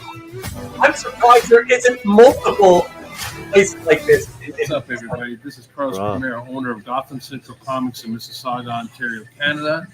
And we are all about the comic community. We support all the local creators, comic book artists, and that's how we build our comic community. Come by and check us out. Yeah, check him out if you guys are there. His name is Carlos, and they had that freshly painted mural. I mean, it's awesome. It was like such a cool store. I couldn't believe it. We have Frankensons. That's kind of like our local ongoing Comic-Con. Like that's a Inland Empire, but it's a little far from the city. So, But yeah, that shop was freaking awesome. It's wild. Is your 247 logo on it because you helped produce the video, or just because you're helping with Vince's comic, or? So that was more of like a segment. So one of the things that we're committed to do is to help drive more traffic to shops. So we want to do more of those comic shop profiles. And so because we're launching this Kickstarter, and a lot of it will be like local stores that Vince will show up to do signings and sketch covers for, we want to showcase his kind of main flagship store. So Vince will be there during Free Comic Book Day to do signings and do sketch covers. So we're shipping a bunch of comics to there. I think we'll have 200 copies of the Ash Can there. And so it'll be fun. It'll be like a good collaborative. So we figure we'll shoot a video and put it out there and get people to go there and check it out. Very cool. Yeah. Cool. And it's, Lee was saying, I'm going to put it back up, that stores that sell new comics are slowly disappearing in the LA area. That blows my mind. Is that true? It's true. It's hard. Even like my local shop is Comics Factory. Yeah. Well, I go to all the shops, but Comics Factory did give me a discount, so that's why I always went there. And they always come back and boarded. I thought it was one of the best operated spaces, but they still went out of business. But then I also love Collector's Paradise and Golden Apple. Golden Apple a little farther from me, but Collector's Paradise much closer. But they have 3 shops. Collector's Paradise has Pasadena, I think the Valley, and Hollywood. So they have 3 shops. So they do pretty well. Yeah, Earth 2 was a great shop too, but they closed. They closed. Wow. Yeah, Lee doesn't live that far from me, so we're kind of practically cool. neighbors. Yeah, that's cool. I'm. Is it even growing up? Well, yeah, back in, I don't know, I guess going back to the 80s or the late 80s at least. I guess because they advertised Golden Apple was like, for me, I was like, oh wow, that sounds like this amazing store in Southern California. I wish I could live there and go there all the time. They would always get like these creators or whatever. At the time, I thought, what a huge deal it was. But of course, not thinking, well, yeah, that's because it's easier for them to get them, because a lot of creators, a lot of bigger name creators already live in Southern California area anyways, right? So it's not like it's like, as a kid, me here being in Canada, I used to think, like, how do these guys get, like, wow, they get all these artists to go and fly into their store just to make appearances, not realizing a lot of them just lived right there. They can probably walk to the store or something. Yeah, it's true. It's Golden Apple has a lot of the signings. I think Jim Lee did a big Batman signing there recently, and Stanley, just to answer your question, yeah, Collector's Paradise is awesome. You know what? It's funny you asked that, because if you look at my comic art fans, I wrote a little paragraph on that. I wasn't directly impacted, but you guys heard the story of my wife. She is like, she's my number one joy. So anything that disrupts her life like impacts me even more. So when I was in Serbia during the fires happened when I was in Serbia, and I was doing some locations, pre-production stuff. And she had to evacuate because we're 4 miles away from the fires. And God bless her soul, she came back to the house 3 times to get all my comic art, because that's how many folders I had. And it was like, and she ended up hurting her back and was like bedridden the next day, and like really broke my heart. So it did impact me in a way where I ended up making a decision to downsize my collection. So pretty much started listing on eBay and putting stuff out there. Yes, I acknowledge, because some of my friends did message me about it, is that a few of my pieces are overpriced. But the truth is, because it's not pieces I want to let go really, but I feel like at a certain price, then it's like if you can get, exactly, it means something to you. So if I get this much for it, okay. Correct. But otherwise, I'm okay to keep it too. Or even close to. And the truth is, I just don't have enough time to like hustle and bustle. So like, I know there's like narratives of people saying, "Oh yeah, you shouldn't sell art." Everyone should sell art. Like, you should sell your art to fund new art. And for me, I'm not selling it to make a profit. For the most part, it's either break even or I lose some money. The ones that I don't want to let go are priced high, but at the end of the day, all this money goes back to getting piece that I really want, because I really feel like when I started collecting, it was a huge volume play, but now I'm a lot more focused, and so I know what I want. So it's more letting those go so I could focus. But yes, Tom, I should have bought some of that Marvel movie props at the time, because in 2016 I don't think they were super expensive. I think I could have I think I could have proposed to buy the Captain America shield for like $300 or something like that. It was crazy. It was crazy. No one wanted them. It's crazy. For art appreciation and for profit. That's the name of the game, I guess. Yeah. But let me ask you, since only because you brought it up, Carl, real quick. You had, we were talking privately, and you had mentioned that a friend had told you, oh, eBay works for him or whatever. You should try it out. And you told me you tried it, and he was right, and it worked. Right. I wanted to just follow up on that. I didn't feel like doing it by email. That's all. Just because I don't want to type, because I'm a slow typer. But it shocked me when you said that, because I told this story on some random other show that I've done before, where I hate eBay because it doesn't matter what time in my history, other than really high demand type stuff, I've never done well. I often lost money on like lower end art. I mean, unless it was like Bronze Age, Silver Age, the stuff that's super highly collected, I always did crap on eBay. So when you told me this, I was like, really? Like, you tried it and you made a sale right away and it was like good? Like, wow. So can you just tell me, was it just a one-off type sale, or have you made more like multiple sales? And I'm gonna tell you right now. I'm going to my data so I could just tell you exactly. Oh, well, I don't need to know that precise, but and by the way, and when you do it, do you do it like with a fixed price, like you put it inside your eBay store? Is that how you do it, or you just put it and it's like it's always 7 to 10 days and it ends or whatever? Yes, I put it in my eBay store, and then I basically would I would just list it and just put it out there, and I basically would factor in the eBay fee. For the most part, ones I just feel like I need to move to liquidate, I basically just put whatever price I paid plus 20%, so it covers eBay fee. But I would say 1, 2, 3, 4, 5, 6, 7, 8, 9, 10, 11, 12. I've sold 20 something piece of art since I started selling over the last 2 months. 20 something, like 20 pieces of art, probably. 20 pieces of art? Yeah. You've only started a couple of months ago? Yeah. So basically, I have 7 pieces that sold on eBay, and then let me see how the position this is. Sometimes, let's just say people find me on CAF, and then I'll take it off eBay when they find me on CAF. Right. And there's about 22 pieces that I took down. So basic that I listed. But in that case, if they're literally finding you first through CAF, we can't really credit those sales for what they do is right? You'd be surprised. People find me on eBay and they search for it on CAF. Okay. Yeah. I was going to say that next. I was like, unless they see it on eBay, but for whatever reason, they want to make you an offer or something, and they know that, well, you're going to have your 15% fees on eBay. So then they reach out to you if they can find you. We do a deal where we save win-win. I mean, even like when we were doing our show last time, you said somebody pointed out that you picked a piece that was on eBay.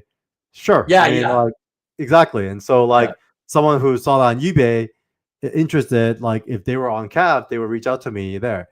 And so, some of the stuff I have is on my CAF gallery is on eBay because for that very reason. So right. Interesting. So I don't know. Maybe I haven't tried it. This true comic art collector. While watching art show, he's like bidding on eBay stuff. It's a Greycoat Collectibles, Southern Comic Geek. It's also Greycoat Collectibles on TCG Player because I have Magic the Gathering store, and during this interview, I packed this many orders. Oh yeah. Wow, that's what you were doing every time you kept looking down, and I heard paper ruffling. Dude, I'm like the worst ADD, so I just have to do a bunch of stuff, and so That's cool. yeah, I have an eBay store, I have a TCG store. During pandemic, we had a brick and mortar, so. It was Oh, fun. really? Yeah, TCG store though. More Magic the Gathering, Pokemon cards. Still though, wow. That's the place to speculate. Like, don't speculate comic art, dude. Speculate Magic the Gathering, Pokemon. I'll give you all kinds of advice in that category to make money there. I will say, because I've done 4 episodes of the show so far, I will say, feel free to speculate on comic art. Just know that if you plan to sell it less than 5 years after you've held it, and you're looking to exit, your exit strategy is sending it to auction, you're probably going to lose money. Yeah. I'm not making that up. I just compiled data to show that that's typically what happens. So you're lucky if you break even if you sell it within 5 years. Take it for whatever it's worth. But the quick flipping and 5 years, it's got to be at least. But anyways, yeah. But no, this was super fun. Anybody out there, you guys watching, thank you for sticking around. If you've got any last minute things that you maybe wanted to ask Carl while he's still here, now would be the time to do it. Get him to answer any questions you have. Yeah, ask away. I'm an open book. Oh, can I share something that I learned this last week while we wait for questions? I went to this kind of a week retreat thing, and it was like a event called East Meets West. It's mostly like venture capital conference, but there are some creative folks there. But because but there's all these kind of morning activities, and one of them is this guy named Brent Freeman, who basically, tech founder, did really well, and basically found out that money didn't make him happy, and so he basically devised this formula called ROJ on how you make decisions in life. Because a lot of times people make decisions based on ROI, right? Because ROI is return on investment, right? But he realized he just does return on joy. Yeah. So return on joy. So he basically creates return on joy, and we get this whole exercise of like meditation with music. He led us, and he made us think through all the things that brought you joy. And I thought it was really interesting. And then we end up writing a list of joy. And so I'll share my list of joy just verbally. But and then this is what kind of visual came to mind through a meditation session. But number one is God, because foundationally that's kind of where I came from, and I thank Him for everything. 2 is my wife, right? My wife brought the darkest times brought me to where I am now, to where I am today in this journey together. My dogs, Nova and Oliver, and then friendships, art, adventure. What was really cool was and a bunch of other stuff. But what's cool, those 3 though. I went to the restroom when we took a break, and I was kind of sad telling someone, man, I wish I had more stuff around my work. But then the guy was like, nah, look at your stuff again. When we do our second session, meditate on that. And I realized, dude, my work is all about friendships, art, and adventures. And so I'm working my dream job, like whatever I'm doing. And so, I consider myself, very lucky and, very blessed to have been able to, kind of work my dream jobs after dream job after dream job. Yeah. It's a life well lived, Carl, I think. I think so. And then one of the other big lesson I've learned is a lot of times people think like going from different industries, you're doing these lateral movements, right? But it's not true. It's more like you dive back to the bottom and you have to climb back up. Right. The only difference is you have more maturity and you have more stamina, so you're able to take on more. But right. Hopefully added a lot more wisdom as well along the way. Perspective, perspective on how to work with people and deal with people. So I do feel like it's never easy, and that's why you see so many like tech billionaire guys try to get into this industry, and it doesn't work because they're trying to leverage from a certain level, when the truth is you have to get back to the bottom and learn all over again. And so that's a really big lesson learned for me. But CJ, I agree with you. Family and friends is everything. So it was cool that the top list for me was really like my family. Then it really came down to like the friendships, art, and adventures that informs my life and what brings me joy. So at the end of everyone's life, assuming you expire and leave this earth not unexpectedly, and if you're on your deathbed and you're thinking about your life, kind of like you had to, and you started to when you had COVID in the hospital, right? Yeah. And you start thinking about like what made me happiest or whatever. Like, is it really going to be all the stuff that I accumulated, or is it going to be all the memories of the friendships and family along the way, and all those memories of all the things you did with other people that are really going to mean more at that final moment? That's why I always say myself. That's why I it's the one thing that keeps driving me to be here every week. It's you guys. It's everybody that says yes to me when they to come and hang out with me, and then everybody that keeps showing up live, right? And come in and hang out, no matter what show it is, whatever type of show I do on Sunday. And that's why I do it, because it's just, for me, I love to hang out with a bunch of people who all have something in common, and we can all have a good time, good laughs. That's it, once a week, guaranteed. So it's the same thing in life, right? It's family, friends, and yeah, that's really what matters. Dude, and Rubén, I really appreciate you for that, because at the end of the day, like, one resource we all share, but we don't know how much we have, is time. And that's our most valuable resource. So like for you to commit hours every week to the show, I actually really appreciate that. I think it brings me a lot of joy to like check in when I can, and even just to hang with you and like, talk through stuff. Because you're also a straight shooter, so I love that. There's just like even when we chat in email, we just like say shit like it is, and that's refreshing, and like I appreciate it, because and I can tell it ain't coming from. I'm not trying to be a prick. I gotta be honest. I want to know whatever, and like let me tell you just how it is, what I feel, whatever, and I hope that everybody is the same way with me as well, because then everything's on the table, right? Like there's no misunderstandings and BS about other little things because people are scared to say this or that or whatever. Like, we're friends. Let's just don't worry. If you I'm not the kind of person who's gonna get upset about something, and like, oh, fuck you, I'm not your friend anymore. Like, I'm not. That's nonsense, right? Like you're not really. How you're friends with somebody. You don't become friends unless you've had those occasional fights or arguments or disagreements, right? Yeah.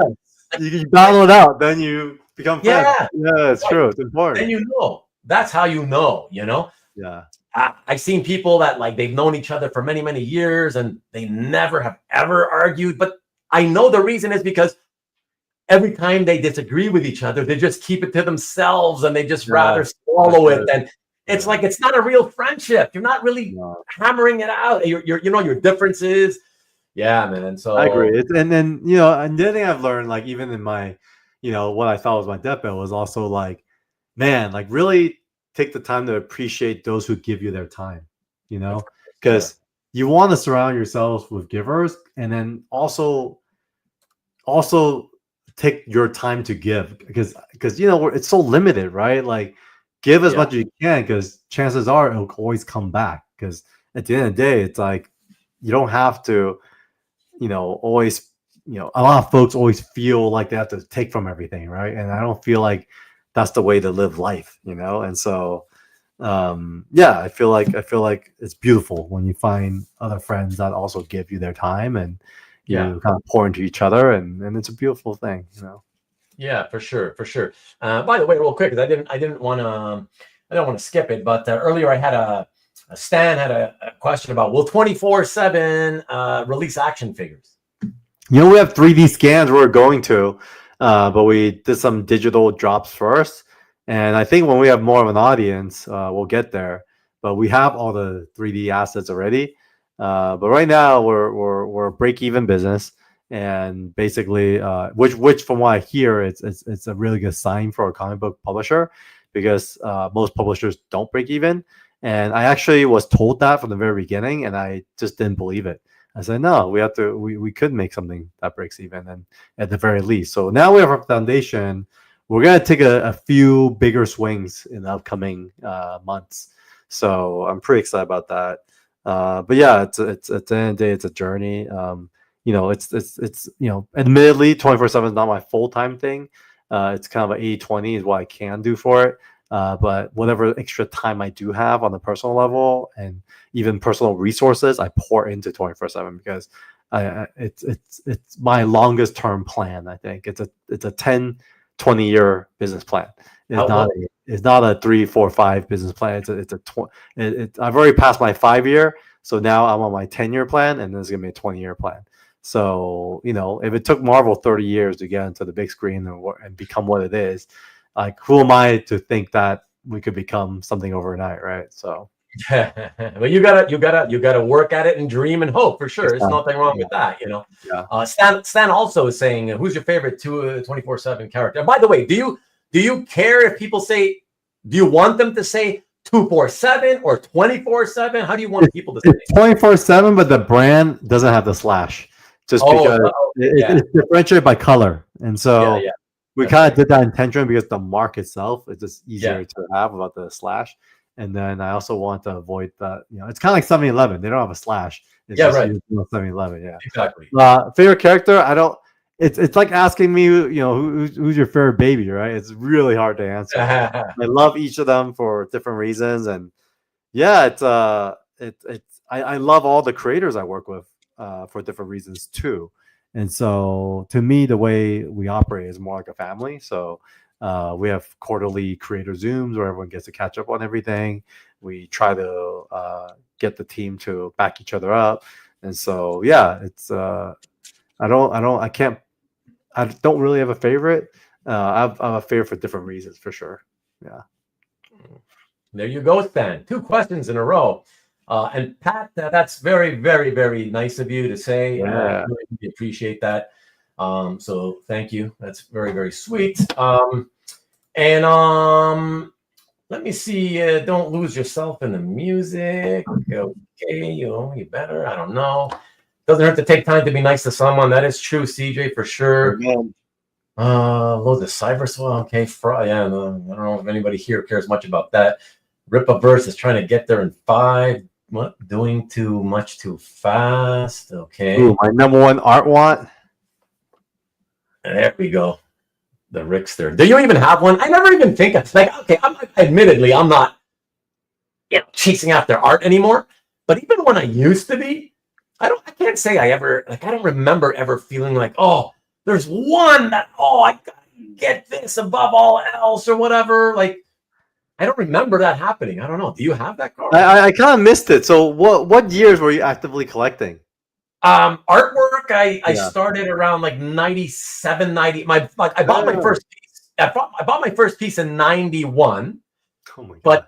But then didn't touch it again until 97 or 98. Yeah. And then I'm still collecting. Don't get me wrong. I'm still collecting. It's just I don't search for it anymore. If it happens, like if somebody tells me, hey, did you see there's a piece of whatever over here? I'm like, oh, okay, thanks. And I'll go check it out. And maybe I'll buy it or bid on it or whatever. But I no longer purposely look at auctions to see if, maybe some Tom Grummett art is there or some whatever art. I don't do that anymore. I never look at dealer websites. I just don't bother. I'm just like, whatever. Like I said, if it comes to me, that's one thing. But I just don't have the mood to have to. Yeah, I've gotten to that stage where I'm good. I'm good. And to be honest, I probably would have stopped already years ago if it wasn't for the addictive nature of, you gotta get, I haven't bought a piece in a while. So, okay, let me get one, if it wasn't for that, like I probably would have stopped by now. Like I have enough art. Who needs more, that kind of thing. Yeah. So that's it. So that's, for me, it's been whatever, 27, 28 years or something, but like look at Marcus. Marcus was doing it in college. He was in college, and he's only what Marcus is only like I think 3 or 4 years younger than me, and he was in college and he was like getting his first pieces of art. Like so, it's like what? No way. So it's even longer than me. Like wow. Yeah. So it's he had that he has a lot of he worked with Albert Moy for a while too, right, Marcus? Yeah. So a lot of credit. I remember listening to your podcast. But it's cool. Your collection must be nuts since college. That's crazy. I wish I discovered art earlier. I remember seeing the Frank Miller #1 cover at like a convention, like a San Diego Comic Con. Which one? Frank Miller. Years ago, maybe like when I was like, God, it must have been the early '90s. when the art was posted somewhere. And this could have been my dream or like just me thinking I saw it or whatever.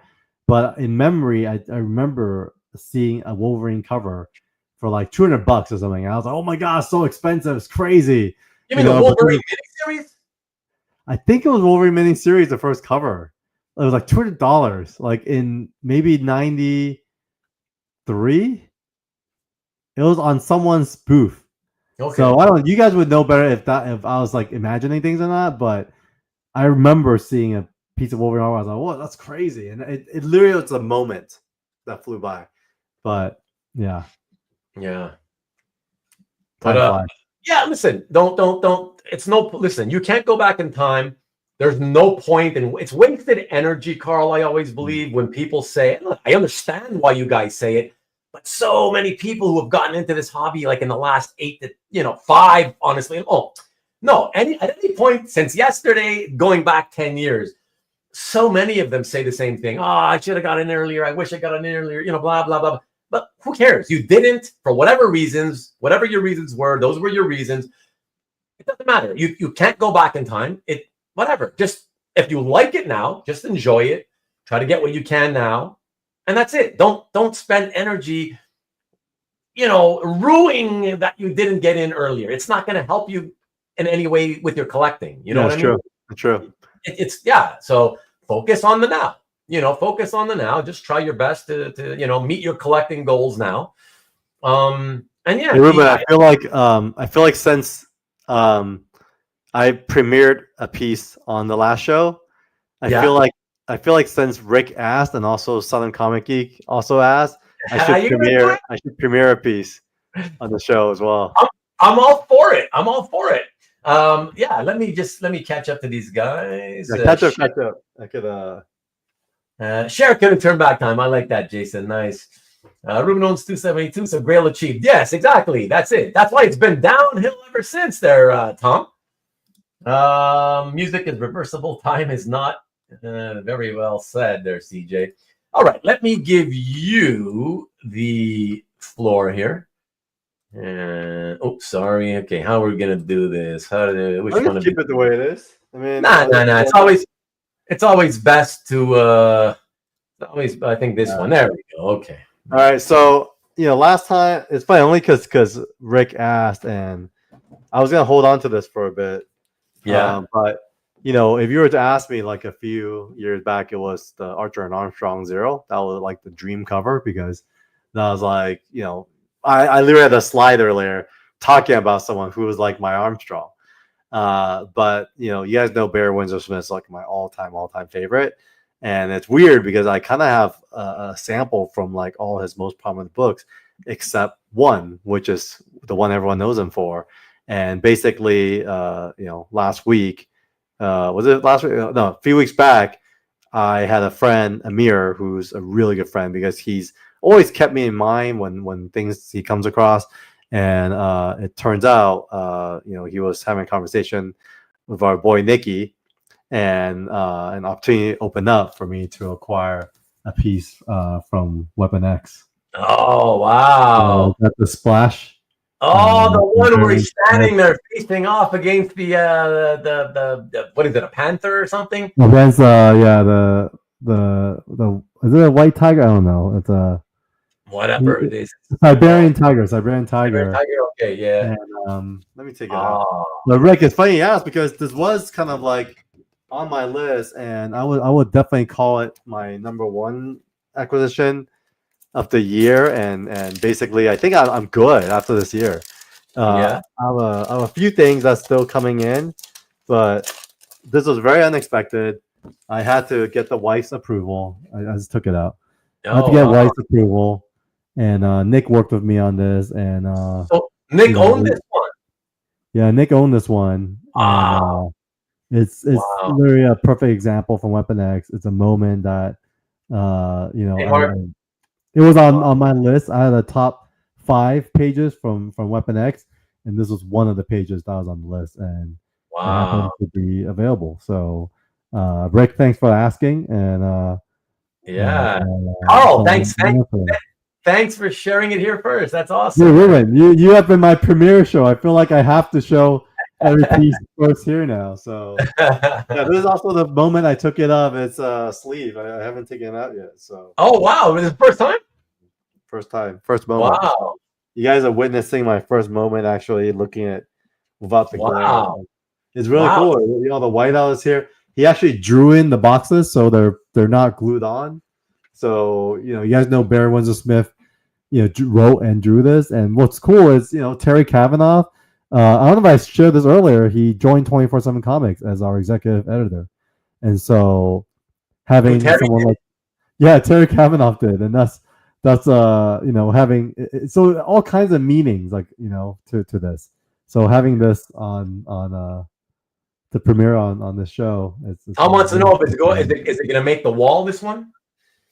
You know what? I think it's going to be in a safe, but I will make a really nice copy of it to frame on the wall. I think that's yeah.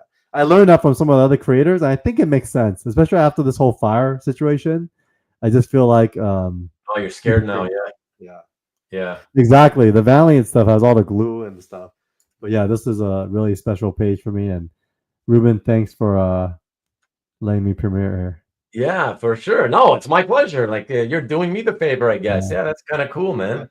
So that a great, what a wonderful splash. So that answers your question, Rick. Oh man, yeah, Rick. Thanks for asking. That's awesome. Oh, holy crap! Stingray, Southern Comic Geek, gotta be fast, homie. On these guys. Yeah, no, Jason too. He kind of activated. He kind of put the thought in my head, like comic art today. And then Rick asked, I was like, you know what? That's the only true answer. So I think I'm good for the year. A couple, like I mentioned, there's a few other pieces that's supposed to come in, but I think I am good for now for a while. And I'm just gonna like enjoy it for now. Yeah, that's cool. And how is Amir, by the way? I haven't spoken to him in some time. We've had a few private web chats together, but it's been a while since our last one. And he's doing good. It's great. I mean, he's very active, you know, and you know, same as all of us collectors. Always, you know, for him, he's always very actively engaging behind the scenes, upgrading, building, and I love the way he engages people. But I learned a lot from him too. I got the other page I got was my long shot page, was also through Amir, where someone offered it to him. It was for him, and he was like, you know what, Carl would love this because he knew that I was looking for that. So yeah, I don't really have anything else on my list that's super priority. I have stuff on my list that's like if it comes up, great. But yeah, it's been great. Movie chat time. Oh wow, interesting. We did that once. He's making a reference to a show and tell we did that lasted 4 hours, and then suddenly it ended, but the talk started getting into movie talk, and we did another hour and 5 minutes sort of. Oh my God. Sub show that attached to it, you know, the last hour and 5 minutes are like, yeah. Yeah, so. it's gonna have to continue. But no, that was a great way to close the show, letting me premiere that piece. I'll try to post this week, I guess. I mean, now that I showed it here, so yeah, I really appreciate that, man. Or time for what? Time for shit talk? Shit talk. Yeah, I'll shit talk about you. Oh, Jason. dude, tomorrow, Southern Comic Geek, Stingray and I, we have a show. Oh, yeah. Valiant TLDR. All your promos now. Now it's your chance. Valiant TLDR is tomorrow, so please tune in. It's gonna be super fun. We are talking about. Hold on. Bloodshot. Stop for a second. Tom, now I know what you're talking about. Because on Carl's channel, every time he does these shows with the Valiant thing, it's the TLDR. It says. Whatever. That's why you were asking me if I knew what TLDR meant, but I've seen it elsewhere. I'm not a techie. I don't know what it means. What the hell does it mean? Too long didn't read. Too long didn't read. Yes. So why is that a good name for a show talking about a publisher's output? Well, no, it's because it started when we were at, I think it was Baltimore Comic Con, and Jason and I was nerding out on Valiant. And Newell was just at the table, kind of sitting between us, like getting bombarded by Valiant talk. And then when Jason and I decided to take our talk online, we basically, asked Stingray if he wanted to start reading the books from the beginning and from OG. So yes, in a way, we basically are reading it for you, the audience. So you don't have to read the Valiant. We're gonna read it for you and talk about it. So we're gonna be reading Bloodshot 0 through 7 and Ninjak 0 through 3 tomorrow. All right. Yep. There you go. That's tomorrow. Tomorrow, Monday night's epic. What time? Monday night, yeah. Heroes Be Damned Kickstarter launches in May, but we'll appreciate a click to the notify me at launch. Oh, and 24/7 Comics YouTube channel HQ. I think we're 10 subscribers away from 300.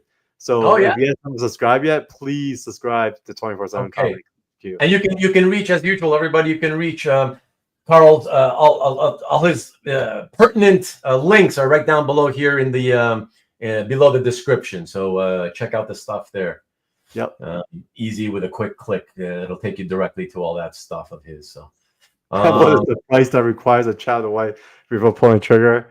Oh man, they don't want to get in. They don't want to get that deep. No, but you know, I have a very supporting wife. I'm a very, very supporting wife. I can imagine. She has to be. She has to be, man.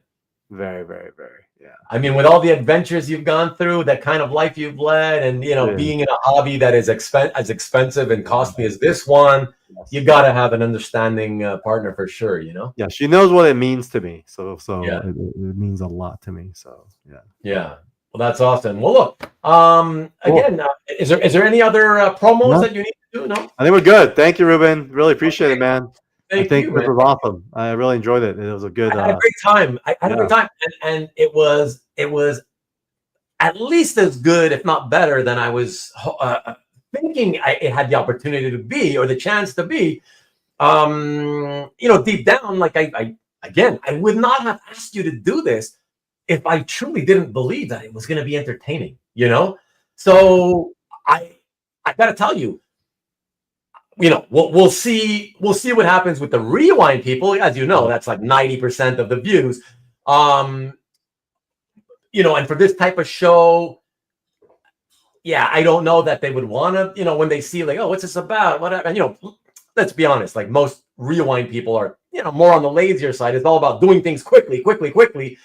And so I think once they start fast forwarding through it and they see, oh, what's happening? There's no art. I don't see art. I see videos. What's happening? They're playing video. Who knows if they're going to want to stop to listen and see what we're trying to do? Who knows? But I can tell you that this has been, aside from some of my better art sales shows that I've done, this has been probably the strongest and consistently strong throughout the entire, from start to finish of the episode. Of pretty much any show I've ever done. We've, obviously it starts slow until people build and they keep coming in slowly, right? But after around the first half hour, we started hitting like 50 people, and then it's been fluctuating from 50 to 63, pretty much all the way throughout. So that's really amazing. Yeah. That means everybody that has tuned in to watch pretty much, for the most part, stuck around for the entire duration. On a show where we're not showing artwork, trust me, that's really impressive, man. Marcus. Dude, Ed Vasquez, what's up, Ed? Miss you, man. We got to catch up. Ed's a great friend. He's I thought Jin was going to show up. From the digital space, but I'm trying to loop all these guys into the physical collecting of the hobby. So him and Sanjay, a lot of friends from the BB community are great people. So another one of your friends, Ed Vasquez, probably. Yes. Yeah, there you go. Yes.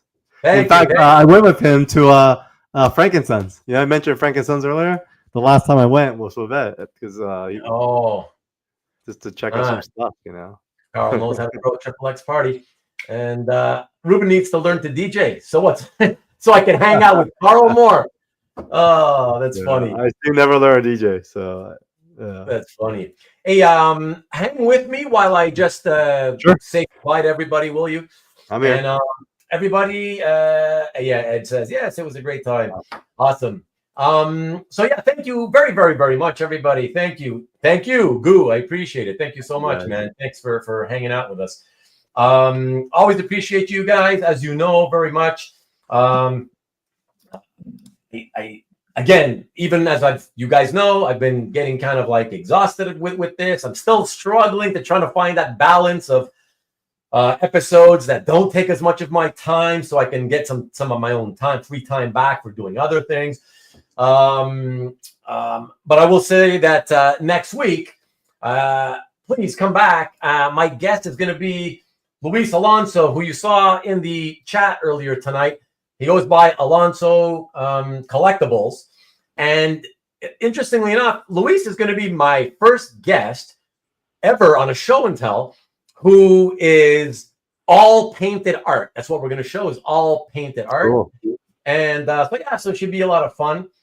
So please come back to see that. Thank you. And I'm going to show you guys with the thumbnail for that show for next week. Thank you, Mike. Appreciate it. Card art alert. Exactly, Stingray. Thank you. Yes, you will see him tomorrow. And as long as Rubén uploads this, I will watch. Thank you. I appreciate that, Mark. Thank you. Appreciate it, man. And to all of you, the regulars and the semi-regulars, really appreciate you. And of course, to you guys watching on Rewind, I hope you guys tune into this and make an exception.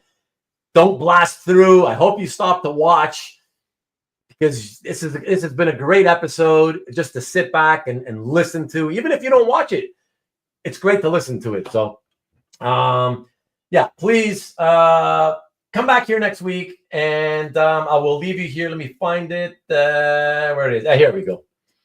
So it'll be show and tell. Yeah, Comic Art Show and Tell number 74. With Luis Alonso, aka Alonso Collectibles. Should be a great time. And that's it. Again, thank you, Carl. Thank you, everybody else. Appreciate you. Be sure. I don't think I remember. Did I do this? Be sure to check out Nikki B, of course, everybody. Thankfully, there's still a lot of people watching. On Friday and every Friday. This Friday, every Friday at 7 p.m. Eastern, 4 o'clock Pacific. Be sure to tune in for a chat show / a comic art sales show, claim show, if you will, where you can get some affordable art as well as some occasional high-end art. Please be sure to catch that this coming Friday, only on the EXP, right here on YouTube, the EXP. And last minute hellos and goodbyes. Interview Carl every year to hear his crazy adventures. Missed the first part. Check it out on Rewind. Thank you, Mickey. Appreciate it. And I will reply to your email later tonight. Just want you to know. Later, Tom. Thank you. Appreciate it, Lee. Thank you so much. And yes, the correction. I understood. Take care, Goo. Take care. Good night, Stingray. Talk to you all soon. Hopefully catch you guys all again. Let me put this back next week. And that's it. We'll talk to you all later. Peace and go blue.